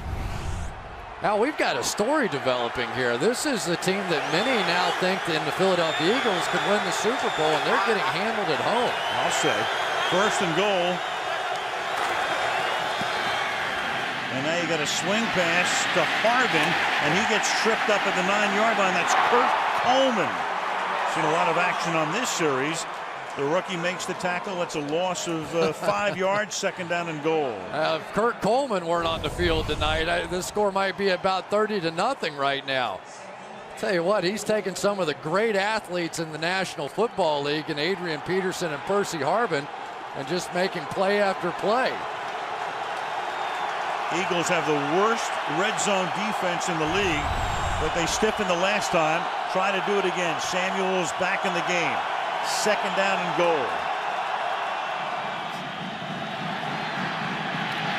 Webb chased. Still alive. And Webb will thread his way into the end zone. Touchdown, Minnesota. And Webb showing a lot of what he did in college, rolling out, buying time, improvising, and with his legs has put Minnesota out in front 16-7 going on 17. Unbelievable. You can see Brett Favre laughing on the outside, but when you watch Joe Webb play, you go, oh, he's pretty fast. I went back and looked it up. 4.45 was his time coming out of college. You know what Mike Vick's was? 4.45.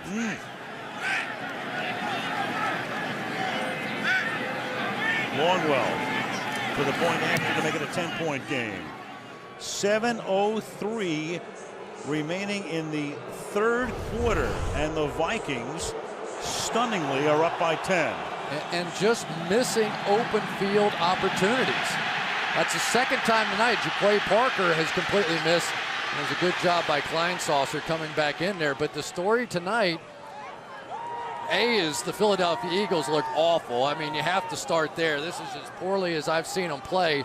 And really, when you go back to the New York Giants game a week ago, they now have basically played one good quarter, the fourth quarter against the Giants, in their last 7 quarters. Yeah, that's a real good point. They had a spectacular comeback the week before that. They hung on to beat Dallas in a tight one by 3. They've won 3 straight. They've won 6 out of 7, but look like anything but that team tonight. You know, everybody was talking about how much they like Joe Webb. and how most rookies, especially third-string quarterbacks, kind of sit back in the corner and don't do anything. They say Joe Webb's messing with everybody. They treat him like there's a little brother out there, and they were so excited that he got his opportunity, and look what he's doing with it. The 13-yard line, Chad Hall will bring it back up to the 26-yard line. So we start the game. Chris says, well, what about Webb? We'll call him Mike Ultralight. So far, take a look at that. Passing yards, he's got him by 31. Rushing yards, Vic has him by 4. And Webb with that one rushing TD. Vic has thrown a touchdown pass, but right now it is Webb and the Vikings on top 17-7. Wow. We talk about, is the league changing now? With the Tim Tebow's and the Mike Vicks, Cam Newton may be coming out. Are we seeing a new era in the league? From the 26, Vic will have to stage another comeback, and that's way high, and there's a flag down. Holding, offense number 77. 10-yard penalty is still a first down. Mike McGlynn. Deshaun Jackson tonight. They've thrown to him, Mike has, Vic, 8 times, 1 completion. Well, and the Vikings coming into this game with so many backup players in the secondary. I'm sure that one of the great benefits the Eagles thought coming in, without the snow, without the blizzard, we're going to tear up the secondary. Hasn't happened yet. 1st and 20. And that's Jackson. So the minute you mention 1 out of 8, he becomes 2 out of 9. Makes the catch up at the 27-yard line. You end up in a 1st and very long, so Asher Allen going to give him a lot of room here. That's really not a bad play by Asher Allen. You're talking about one of the speediest receivers in all the NFL. You're sitting there with a comfortable lead right now. You don't want to see the one-play magic that we've seen out of the Eagles this year. 2nd and 9. And Vic flushed out again. Steps out of bounds at the 34-yard line. He's 2 yards shy of a first down. 3rd and 2 coming. Well, Jared Allen again coming off this edge. Mike Vick's almost looking at him as he's coming around the corner. He's taking a deep drop, trying to get Allen to come way up the field, and then he's stopping and stepping up, and that's been a big part of this offense. The harder Allen comes around that edge, the more it's allowing Mike Vick to step up and through. Eagles, the #1 offense in the league coming into the game, and they convert on 3rd and short. This is McCoy taking the ball out to the 40-yard line, first down. Well, this play is just so hard to defend because basically you're not blocking somebody, so you can block everybody else with extra men. It's just an option coming straight down the line. They're not going to block Jared Allen at all. Let him go. Just option him. There you go. Pick it up. And LaShawn McCoy, late in games, has made so many big plays this season. And right now they're kind of picking a little bit on Jared Allen. Whatever he wants to do, they're kind of going the opposite. There's Vick in the pocket. And Selleck, he's tackled by Asher Allen. Out at the 47-yard line. That'll make it 2nd down and 4. Well, they did get some pressure. They bring everybody up inside here. Antoine Winfield came around, and one of the offensive linemen just peeled off at the last second and picked him up. At least the Eagles starting to get a little bit of momentum going on their side, because this is going to be the test for them. Can they put together long drives when they cannot get the big plays they're used to? On 2nd and 4, Vick to Macklin. Spins away from a tackle, turns it into a nice gain, and moves the chains as well. It's a first down, broke away from Antoine Winfield. Well, just another option on the play here. That time they let Jared Allen go around the edge and throw the screen off of it. But it is Macklin on the outside, but Jason Avant, who had the big block on the punt return a week ago, who kind of sprung him free. There's Avant right on the inside, and that's a pretty good-looking block right there. Stayed on Antoine Winfield just long enough. Avant's block on Diassi was so good he gave himself a concussion.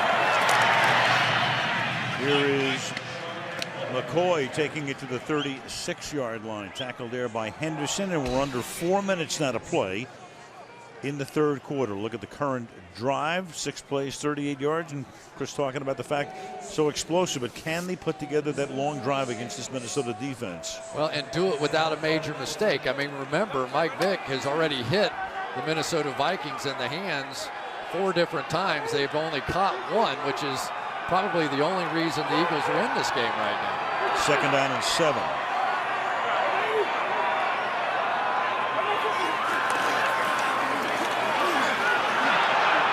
Here's Vick staying in bounds and staying in bounds long enough to pick up the first down. He gets to the 28-yard line, 1st and 10.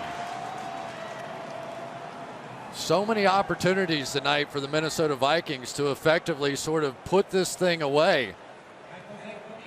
Lito Shepherd early had one, could not be any easier. Frank Walker had one, could not be any easier. There was a foul called on Jamarcus Sanford there. Don't forget Adrian Peterson had the fumble after a long run. The Eagles very fortunate to still be in this one.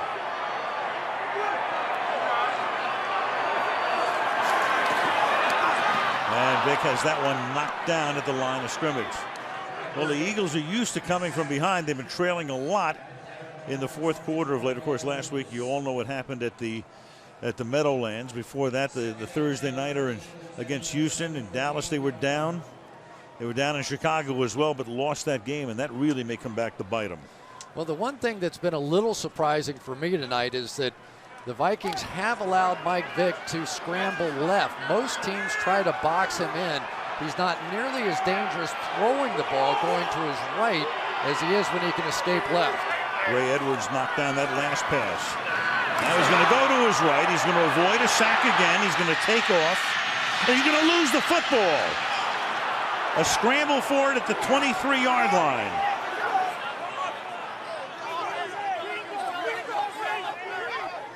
Mike Carey trying to move everybody away from the scene. I thought it was definitely a fumble. Vick had lost only 1 of 9 fumbles coming into the game, and now he's lost 2 tonight. Wow. Minnesota with the ball. So Vick almost gets sacked, takes off through the middle, and Jared Allen comes up with the fumble recovery. Vikes lead by 10 and have the ball.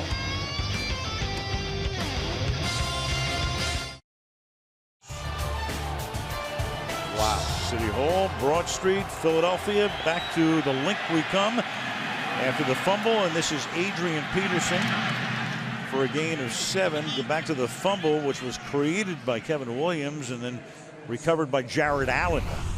I'll tell you, it was some play by Kevin Williams to see Mike Vick coming at him. He had dropped out on a zone blitz, and to just watch him break down. I mean, here's a 300-pound guy with an open field tackle and strip of Mike Vick as the ball just continues to bounce away from the Philadelphia Eagles. An incredibly sloppy performance by them tonight. 2nd and 3. Peterson taken down, loss of a couple to the 26-yard line by Darryl Tapp. There's Vick, 1 pick tonight, 2 fumbles, so they've turned the ball over 3 times. You go through his first half dozen games, he had no interceptions, 2 fumbles, and remember, he'd only lost 1 of 9 fumbles coming into the game, and tonight he's lost a pair. Yeah, and remember, he's also in the MVP hunt with Tom Brady, and Brady had a great game, and Mike Vick is struggling. 3rd and 6. Toby Gerhart lines up in the backfield, the Stanford rookie. He stays in the block and does a good job, and Webb moving out to his right. Webb tries to stiff arm a man. There's a flag, and you got a face mask there. Webb going right into Chaney's grill.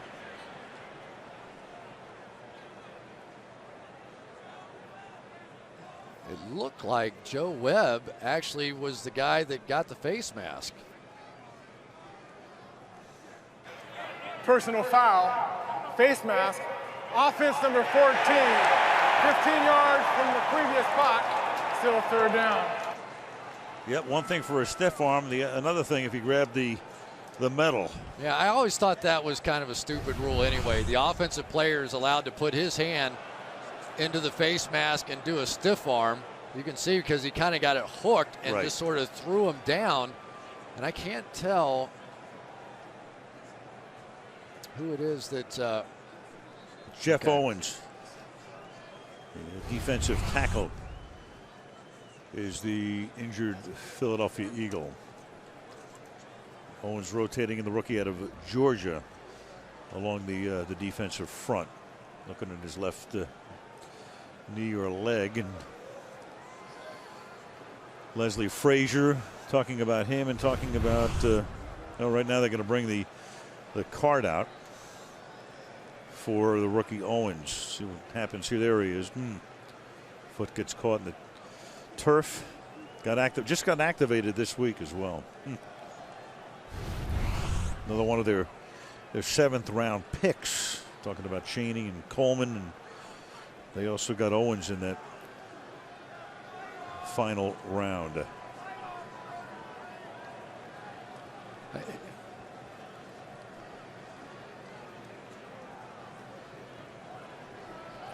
Sometimes those big guys trying to make a quick change of direction, it happens.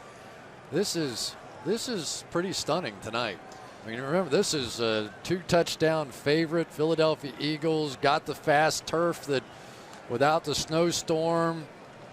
But you almost could have seen this one coming. You know, they end up with a huge win coming from behind. One of the most exciting games of the year last week against the New York Giants. Come back. You have the letdown of not playing on Sunday. If you saw this coming, I want to know who you like in the 5th at Santa Anita tomorrow. Are you kidding? I mean, just emotionally. Well, it's like the Derby. I can always tell you how that one won whenever they end up winning at the end of the day. But, you know, sometimes football teams, and you have to remember, and I was talking to Marty Morningweg, the offensive coordinator. He said, our guys are so young, I'm surprised that we don't see up and down results like what we saw against the Giants more often, because they can be so emotional, and then sometimes they're not into it, and you just got to keep them focused. Well, maybe he's seeing it tonight. He's seeing what he doesn't want to see, and this is, as we say, a very big game because it's going to cost them a chance to get a bye in the playoffs. And you know what that means? It means you don't get a week off. It means you play one game at home and then you go on the road. And the road to the Super Bowl is a lot tougher. 3rd and 19 now. They give the ball to Gerhardt to buy some breathing room, and he gets it out to the 20-yard line, and the Vikings will punt in the final minute of the 3rd quarter. You know, Al, the other team that should be paying attention to this one is the New York Giants, because all of a sudden now, and here's Deshaun Jackson going to come out, if the Eagles lose this game, and I'm not saying the Bears would pull any players or not, but they're certainly going to be less motivated once they clinch that number 2 seed. Yeah, but the Bears also have a slight chance for the number 1 seed as well. And a lot depends on Atlanta losing to Carolina. Not likely, but who knows in the NFL. Tom Coughlin would be proud of that kid. Oh, yeah. Right, a week late, out of bounds. The Eagles offense. Let's take a look at some of the facts and figures here. 29 points per game, 14 pass plays of 40 or more yards, most in the league, 11 TDs of 40 or more from scrimmage.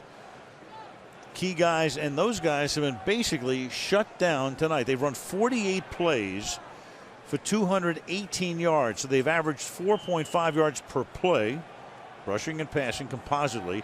Minnesota's averaging 5.9 yards per play. But remember this, they were down, 31-10 with about 7.5 minutes to go last week and won.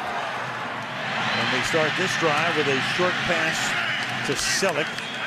He takes it to the 45. That'll make it 2nd and 2, and they'll reverse ends and start the 4th quarter in Philadelphia. End of 3. The Minnesota Vikings 17, the Philadelphia Eagles 7. And the special edition of Sunday Night Football continues after these messages.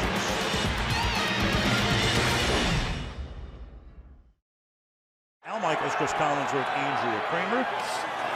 Minnesota up by 10, and on second down and 2, Vic gets planted as he throws, and the pass intended for Selleck is incomplete, and Mike gets planted that time by Jimmy Kennedy, one-time #1 pick of the Rams 8 years ago. Jimmy Kennedy's going to end up coming right up the middle right here. And here's a guy that's kind of been in and out of the lineup, in and out of favor, but well, he did a great job on that one, sliding the head past Mike Vick, not getting the personal foul, not getting the helmet-to-helmet anymore. Hitting a quarterback's about the hardest thing there is to do in the league. Third down and 2 from the 45. And Vick finding Selleck, going on number 87 a lot tonight. Greenway makes the tackle, and that will be a first down on Selleck's 7th catch of the game. Well, to me, it's just interesting to watch Mike Vick and the way that he's grown. That was one of those, not to get too technical, but Tampa 2s. Knew exactly where the hole was as soon as the middle linebacker dropped out of there, flipped it down there, picked up the first down. McCoy, Tampa 2, a good thing to bring up on a night when Tony Dungy is in the house. There you go, absolutely, yeah. Always got to tie something in. Jimmy Kennedy with another big hit on that one, but that guy right now is a story. You know, we've got so many different people. Now, Brett Favre's going to retire. Is Tavares Jackson going to come back? Who in the world's going to be the quarterback of the Minnesota Vikings? We've got a candidate throwing his hat in the ring. Well, you got a quarterback situation that needs to be resolved. You have a coach situation that needs to be resolved. Second down and 5. Frazier, the interim head coach.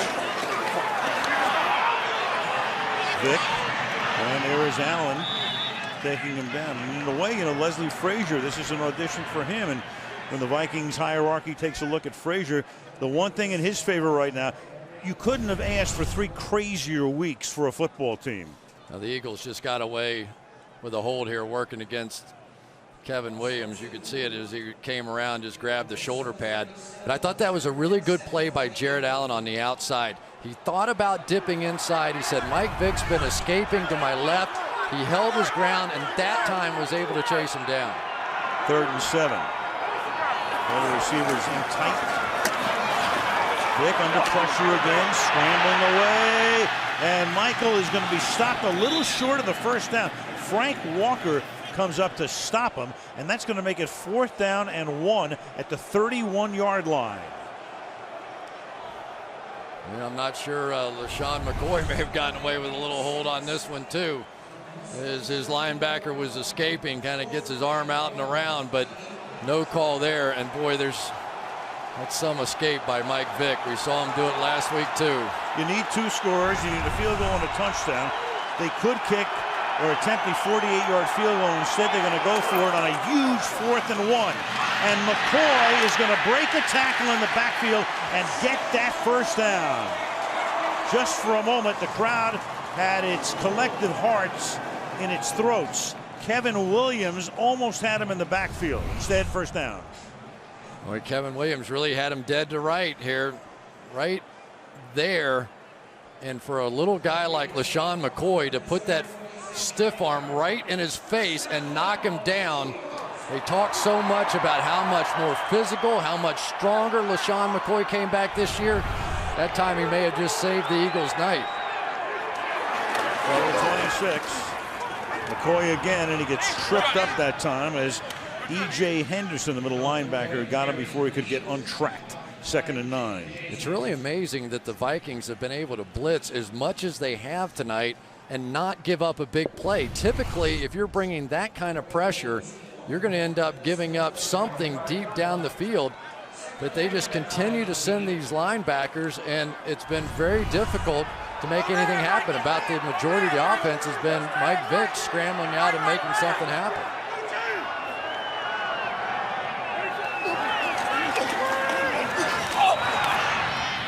And Vick will throw in that time. That's a good play by Walker. Frank Walker knocking it down with his hand in front of Deshaun Jackson. It'll be 3rd down and 9. Well, they're trying to get Jared Allen isolated one-on-one up here against Jason Peters, but by doing that, they're sliding the line away, and there's this constant alley up and inside to Mike Vick's left, which is where he wants to scramble anyway. You can see that's exactly where he wants to play. And if he'd thrown it back inside to the slot where Antoine Winfield abandoned, might have had the first down. Big 3rd and 9 from the 25. And Vick will fire to a wide open Macklin. First down at the 10-yard line. It'll be 1st and goal.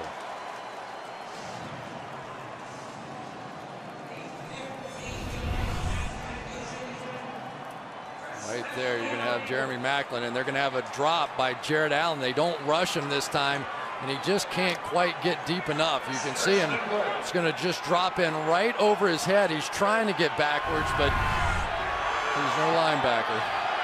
1st and goal from the 10-yard line as Vick fires to the end zone, and that one is batted and incomplete. Hussein Abdullah, who had an interception in the first half, knocking it away. Well, that time Mike Vick. Here we go. We're going to get this play coming in right here at the last second. And I tell you, I have to give these Minnesota Vikings secondary members a lot of credit tonight. So many guys hurt back there. Mediu Williams, Tyrell Johnson, Chris Cook, Cedric Griffin. These are basically a lot of backups on the field, and they keep making plays. 2nd and goal. Vick on a draw, and Vick will take it to the end zone for an Eagle touchdown.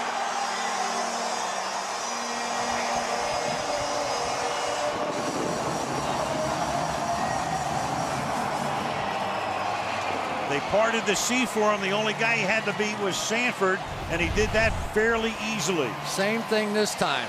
They go down inside once the outside pass rusher comes up the field.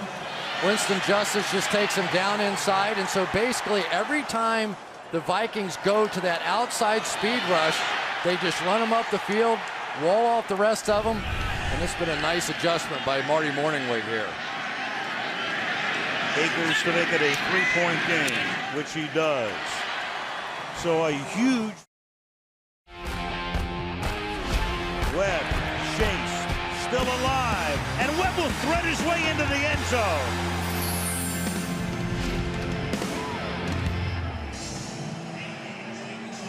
So Webb, the 8th rookie to start a game at quarterback in the National Football League this season. Ready to come back. His lead is now 3, and you've got a kickoff here by Akers. It's going to spin out of bounds to give Minnesota the ball at the 40-yard line. Pretty uncharacteristic for that guy. 40-yard line, 1st down. 10-17 remaining in the 4th quarter. Andy not happy with his Pro Bowl kicker, 17-14.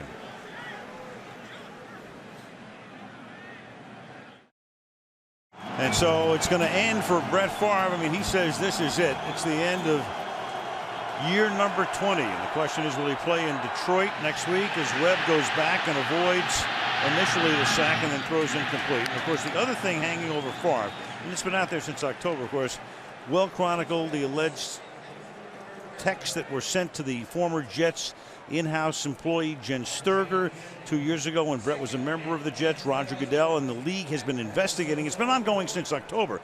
Goodell has said that he's going to rule before the end of the season. The season ends on Sunday. So something is going to come down in regard to that. Whether there's punishment or not, whether there's a fine or not, whatever it is, it's going to have to come down in the next 3 or 4 days. 2nd and 10. And that pass is caught. That is Bernard Berrien, tackled there by Jose Leo Hansen. You know, Chris, you go back to all of the things that the Vikings thought could happen this year. And, of course, that's the reason they sent the posse to Mississippi to bring him back, because you had all of that. You had all the great things that happened last year. Then there was the terrible ending, the interception in New Orleans.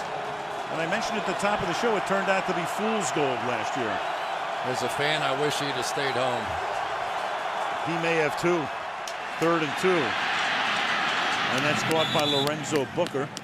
And Booker is out of bounds at about the 47-yard line. Tell you what, that's a heck of a formation on the outside. They do a little diamond formation with 4 receivers out. Essentially, you've got these 3 guys in front now just going to block. And that is a big pickup. I was about to say before this drive started, I would play this thing like I was behind by 3 points. There's no way you're going to keep this Eagles offense out of the end zone the rest of the way. You have to go attack, and they're doing that. From the 46. And here's Peterson. And he can't go anywhere. Passing of green shirts. Quay Parker right there in the middle. Under 9 minutes to go. It'll be 2nd down and 10. You know, though, this has been some performance because you're talking about the Minnesota Vikings team, and they have 2 of their better offensive linemen out, and Steve Hutchinson, the great Pro Bowler, and Anthony Herrera is out with knee injury, and Ryan Cook and Krista Gears coming in. Should also make mention of the fact that John Sullivan, their centers, had all kinds of issues snapping the last few weeks, but tonight, no issue at all. 2nd and 10. And the rookie throws, and that's an errant pass intended for Shanko. 3rd and 11. Remember that hit that Sidney Rice took before the helmet from Samuels, and now they're reporting from the bench head injury, and Rice is done for the night.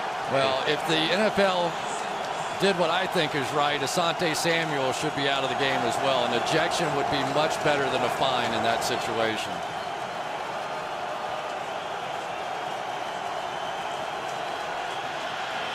Third and 10.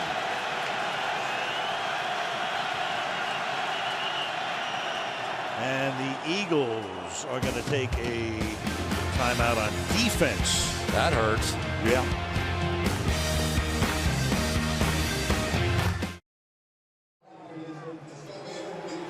So the Eagles, they had 11 guys on the field. We just counted them up during the commercial. Took a look at the tape. But they didn't like the way it was set up on a 3rd and 11. So they were forced to take a timeout. Remember the Shanko play that they hit behind Chaney earlier.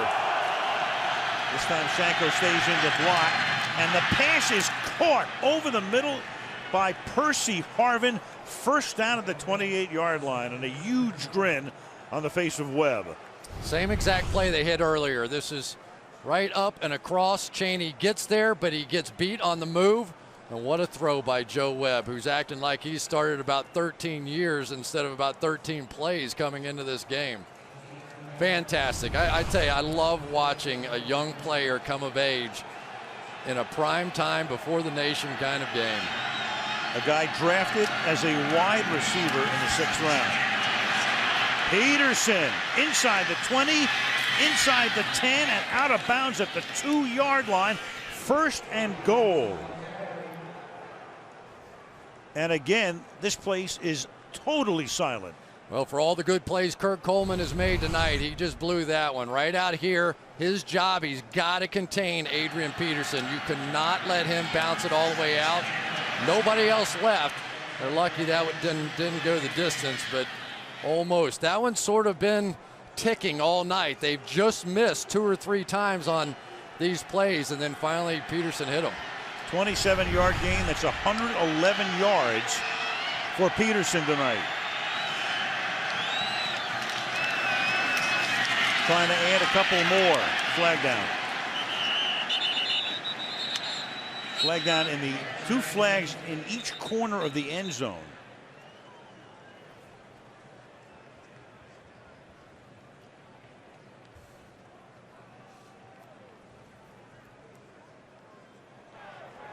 Men on the field. Defense half the distance to the goal. Still 1st down. Boy, you take a defensive timeout, and then you have too many guys on the field. Let's see what we've got going here. 8, 9, 10, 11, 12. There you go. There you go. For sure, 2 officials saw it. And that means we're back to 1st down, and we're 1st and goal from the 1.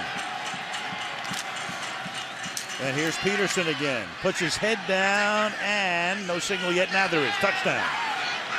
Adrian Peterson takes it into the end zone with 6:43 remaining in the 4th quarter.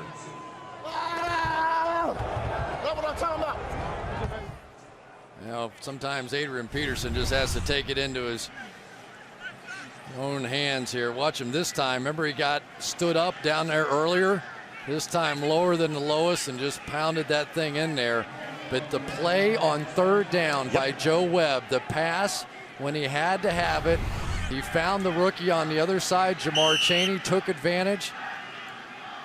And this has just been a remarkable performance. Kid Harvin cost Philadelphia a defensive timeout. And now you've got Longwell. You got a flag down. You saw one of the officials come over and pat the butt of one of the Philadelphia Eagles. Yeah, you can't line up on the center anymore. Nope. He was trying to tell him that. He tried to give him a clue, didn't he? Yeah, right. And he still didn't move. Illegal formation. Defense number 58 lined up over the center. It's a 5-yard penalty that would be forced on the kickoff. Timeout. 6:43. Adrian Peterson on that drive. Now with 112 yards, 18 carries, and the Minnesota Vikings are up by 10. Quarterback comparison tonight. Kind of hard to believe in a way. Webb looking like a veteran quarterback. Good job by him. Big third down pass to Harvin. Vick with one interception, 2 fumbles, and here was that third down play. Perfect spiral right into the midst of Harvin, and then Peterson took care of the rest. And he looks like he's been doing it his whole life, doesn't he? Yeah, I mean, he does. You know, at Alabama Birmingham, Joe Webb was one of those kind of option quarterbacks, you know, like Cam Newton at Auburn, where they make the read and he ran for as many yards and as any quarterback in college football, third most all time. And yet tonight he just looks like a pocket passer. Longwell's kickoff. Fielded at the 2-yard line. Hall gets stuffed. That's Heath Farwell, one of the Viking linebackers, knocking him down. Well, Mike Vick has been taking some shots. He's been sacked 5 times, which ties a season high. But it's also taken a little bit out of him. The more that you hit this guy, I refer to it as boxing all the time, but body shots late in rounds usually take their toll. And Mike had a brilliant drive on that last one, but he needs 2 now in short order. But we learned last week he has plenty of time for that. He starts from the 16-yard line, down by 10. Do they have another big comeback? This is McCoy. Pretty good start to this drive. Great start, in fact. And out he goes to the 44-yard line. Lito Shepard. Makes the tackle after a gain of 28 yards, and they'll go without a huddle here. This is one of the great single runs I've seen this year. How many people did he make miss? There's 1, there's 2, 3, 4, 5. We don't even have time to show it to you. No huddle, 44-yard line. And this is Selleck, and he'll take the ball to just about the midfield stripe, tackle there by Shepard. We tick down under 6 minutes to go in regulation. I tell you, for all the great things Deshaun Jackson and Michael Vick have done this season, LaShawn McCoy is at least as valuable. 2nd down and 5. And Vick, short pass, good enough for the first down. McCoy takes the ball to the 42-yard line, tackled there by Winfield. And right now the Vikings in a pretty soft, prevent-ish kind of defense. So Vick will have some of those underneath throws. No blitzes, none of the stuff we've seen for the first 3 quarters. Vick underneath again, and that's incomplete, intended for Macklin. And Winfield got there just as the ball arrived. It'll be 2nd down and 10 with 5:09 remaining. Well, Antoine Winfield, as he's been doing all night, making life uncomfortable for Mike Vick. He's just reading his eyes, comes off late. Not a comfortable catch for Jeremy Macklin. He saw Winfield coming at him. I think they may be coming back with some pressure here. Indeed they do. McCoy trying to pick up Greenway, and he does, but coming around the other side is Leroy Guion, number 98, who gets the sack. Well, even though LaShawn McCoy ends up making the block here. Mike Vick has to escape, and it disrupts him enough that he ends up flipping around until LaTroy Guion can come in the backside and make that tackle. That is the 6th time Vick has been sacked tonight. He's lost 2 fumbles. He's had 1 pick, and now he's faced with a 3rd and 18. And he goes deep downfield, and the pass is incomplete. Intended for Jason Avant. Coverage was good by the safety Jamarcus Sanford, and it's 4th and 18 with 4.5 to play. Well, Jamarcus Sanford's been in the middle of a lot of things here tonight. He just very calmly made this read. They've got a lot of safeties out. And Mike Vick just couldn't hit it, and Mike Vick is limping around pretty good out there on the field right now. Greg Puckett, who's now the defensive coordinator when Frazier ascended to the top spot. Andy Reid has chosen to punt on a 4th and 18 with the ball at the 50-yard line. So Sav Rocca comes in. That's the end-over-end kick that is taken by Camarillo at the 14-yard line, and now Philadelphia compelled to use its 2 remaining timeouts on defense. Oh, this last drive by Joe Webb, just brilliant. I mean, for a young player, this was a big 3rd down conversion early on, that little diamond formation they ran. And here it was, the play of the game as far as I was concerned. Threading the needle in there, recognizing Jamar Chaney was in coverage, and then Peterson finishing that thing off, and they're just a few first downs away from ending this thing right now. From the 14-yard line,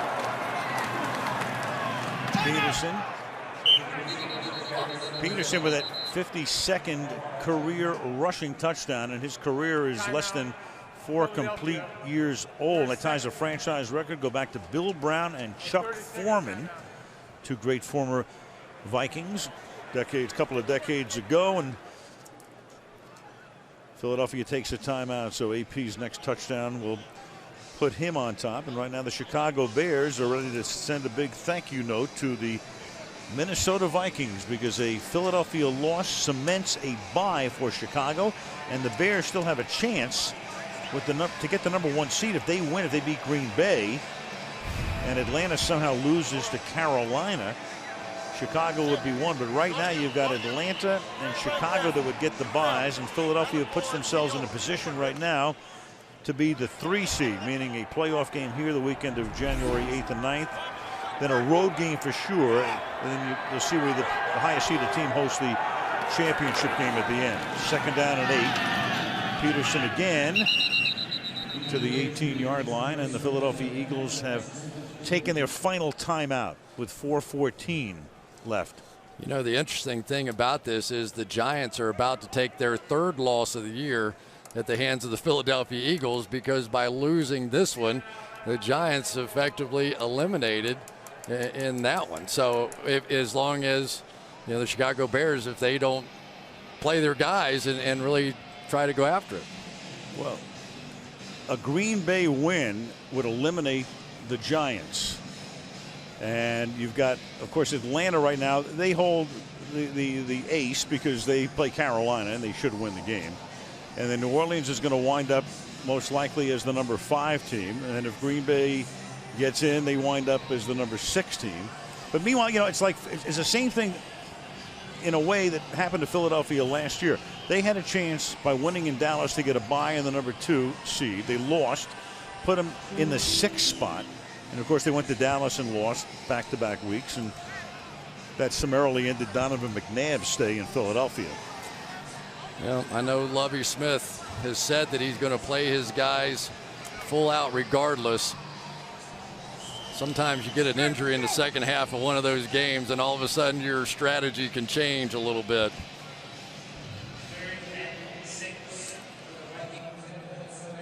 Have to have it here for the Philadelphia defense. This is generally a blitz down for them. 3rd down and 6. Here's Webb, and can Webb get the 1st down? He's very, very close. Head linesman comes in. They're going to put the Philadelphia's Andy, of course, is out of challenges. If this is close enough, and it's not even close enough, Mike Carey says first down. And Andy doesn't have a timeout, so he doesn't have a challenge. So take a look here. It doesn't even matter because Mike Carey's already signaled first down. If Andy had wanted to challenge. And remember the one defensive timeout they had to burn. Right. And right now, I think that one would have been marked much shorter than that and probably would have been a fourth down. Conceivably, yep. But it's all moot. The only time the clock stops now is at the 2-minute warning. Mr. Joe Webb. Chris, I don't know what to say as Peterson, except for the fact we've been in the same hotel with the Vikings for the last 4 days. And, you know, the guys were going a little stir crazy. They actually went down to the Eagle facility and worked out a little bit yesterday, had a walkthrough. But most of the guys spent a good part of the time either in the gym or in the spa.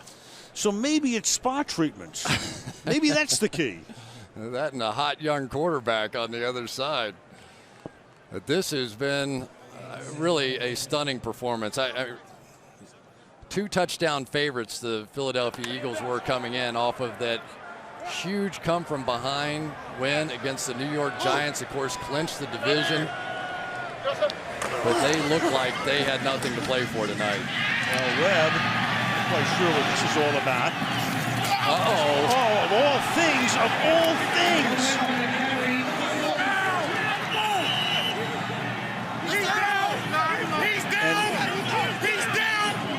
Of course, the Vikings are saying he's down.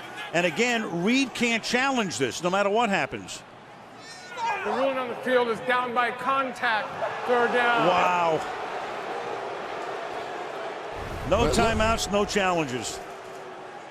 Let's see. Well, it looked like Broderick Bunkley tripped him up, and it did look like the knee was down on the ground. There you go. He's definitely going to touch him and put him to the ground. That knee's down. Right. Good call. Yep, good call. Very good call. Whew.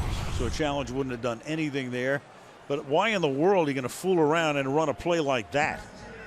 2-minute warning. 2 minutes remaining in Philadelphia, where the Minnesota Vikings are about to pull off a stunner. 24-14 Vikes.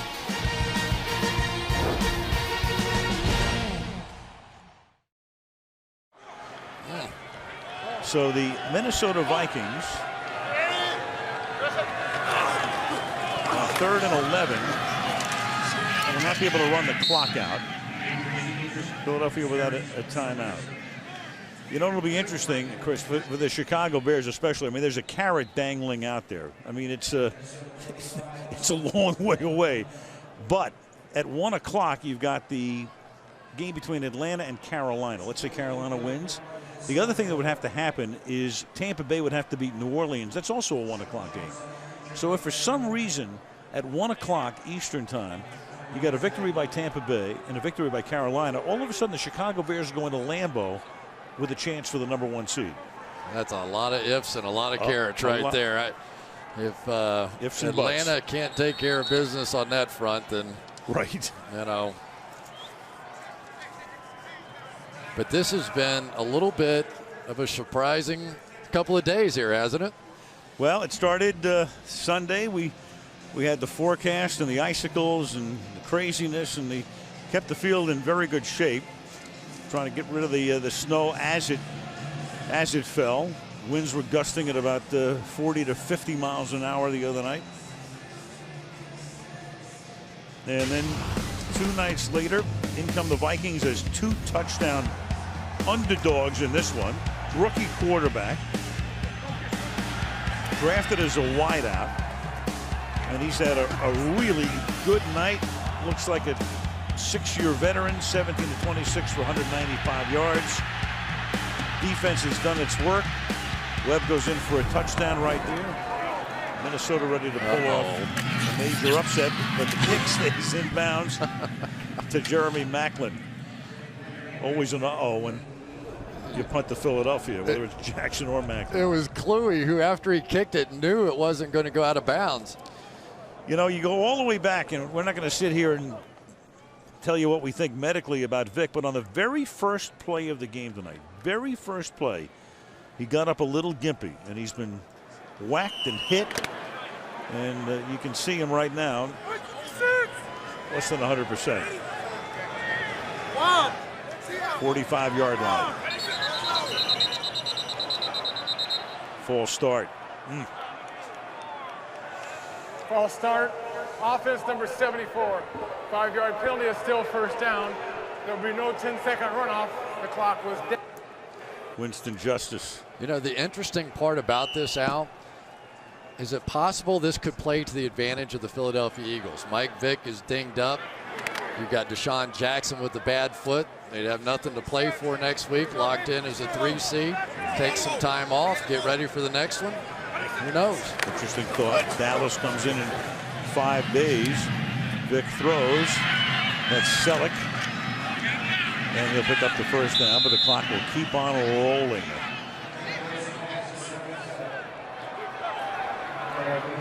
Well, you need 2 scores. Doesn't matter which order they come in. If they can get at least in field goal range, send Akers out and then try the onside kick. And Vick's going to throw deep, incomplete.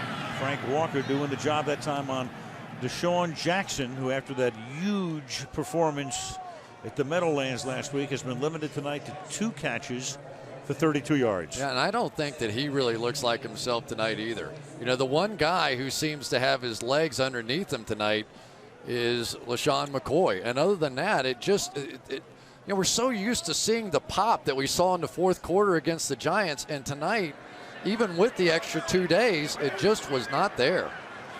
2nd and 10. And Vick again under pressure. Selleck to the 30-yard line. That'll be a first down, but inexorably the clock ticking down toward a pair of zeros. Vick will spike it, but it's all over and he's limping. He got hit again on that last one. He did, all night.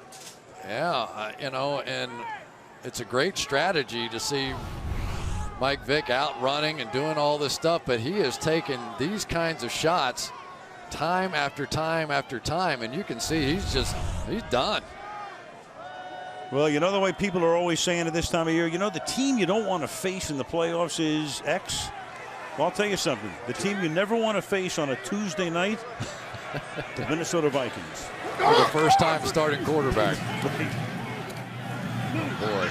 And that pass is incomplete, and there's 1 tick left. And so the Eagles will get ready for Dallas, and their fate is already sealed. They've let the final second roll off the clock. There's Vick with Peterson. Mr. Joe Webb.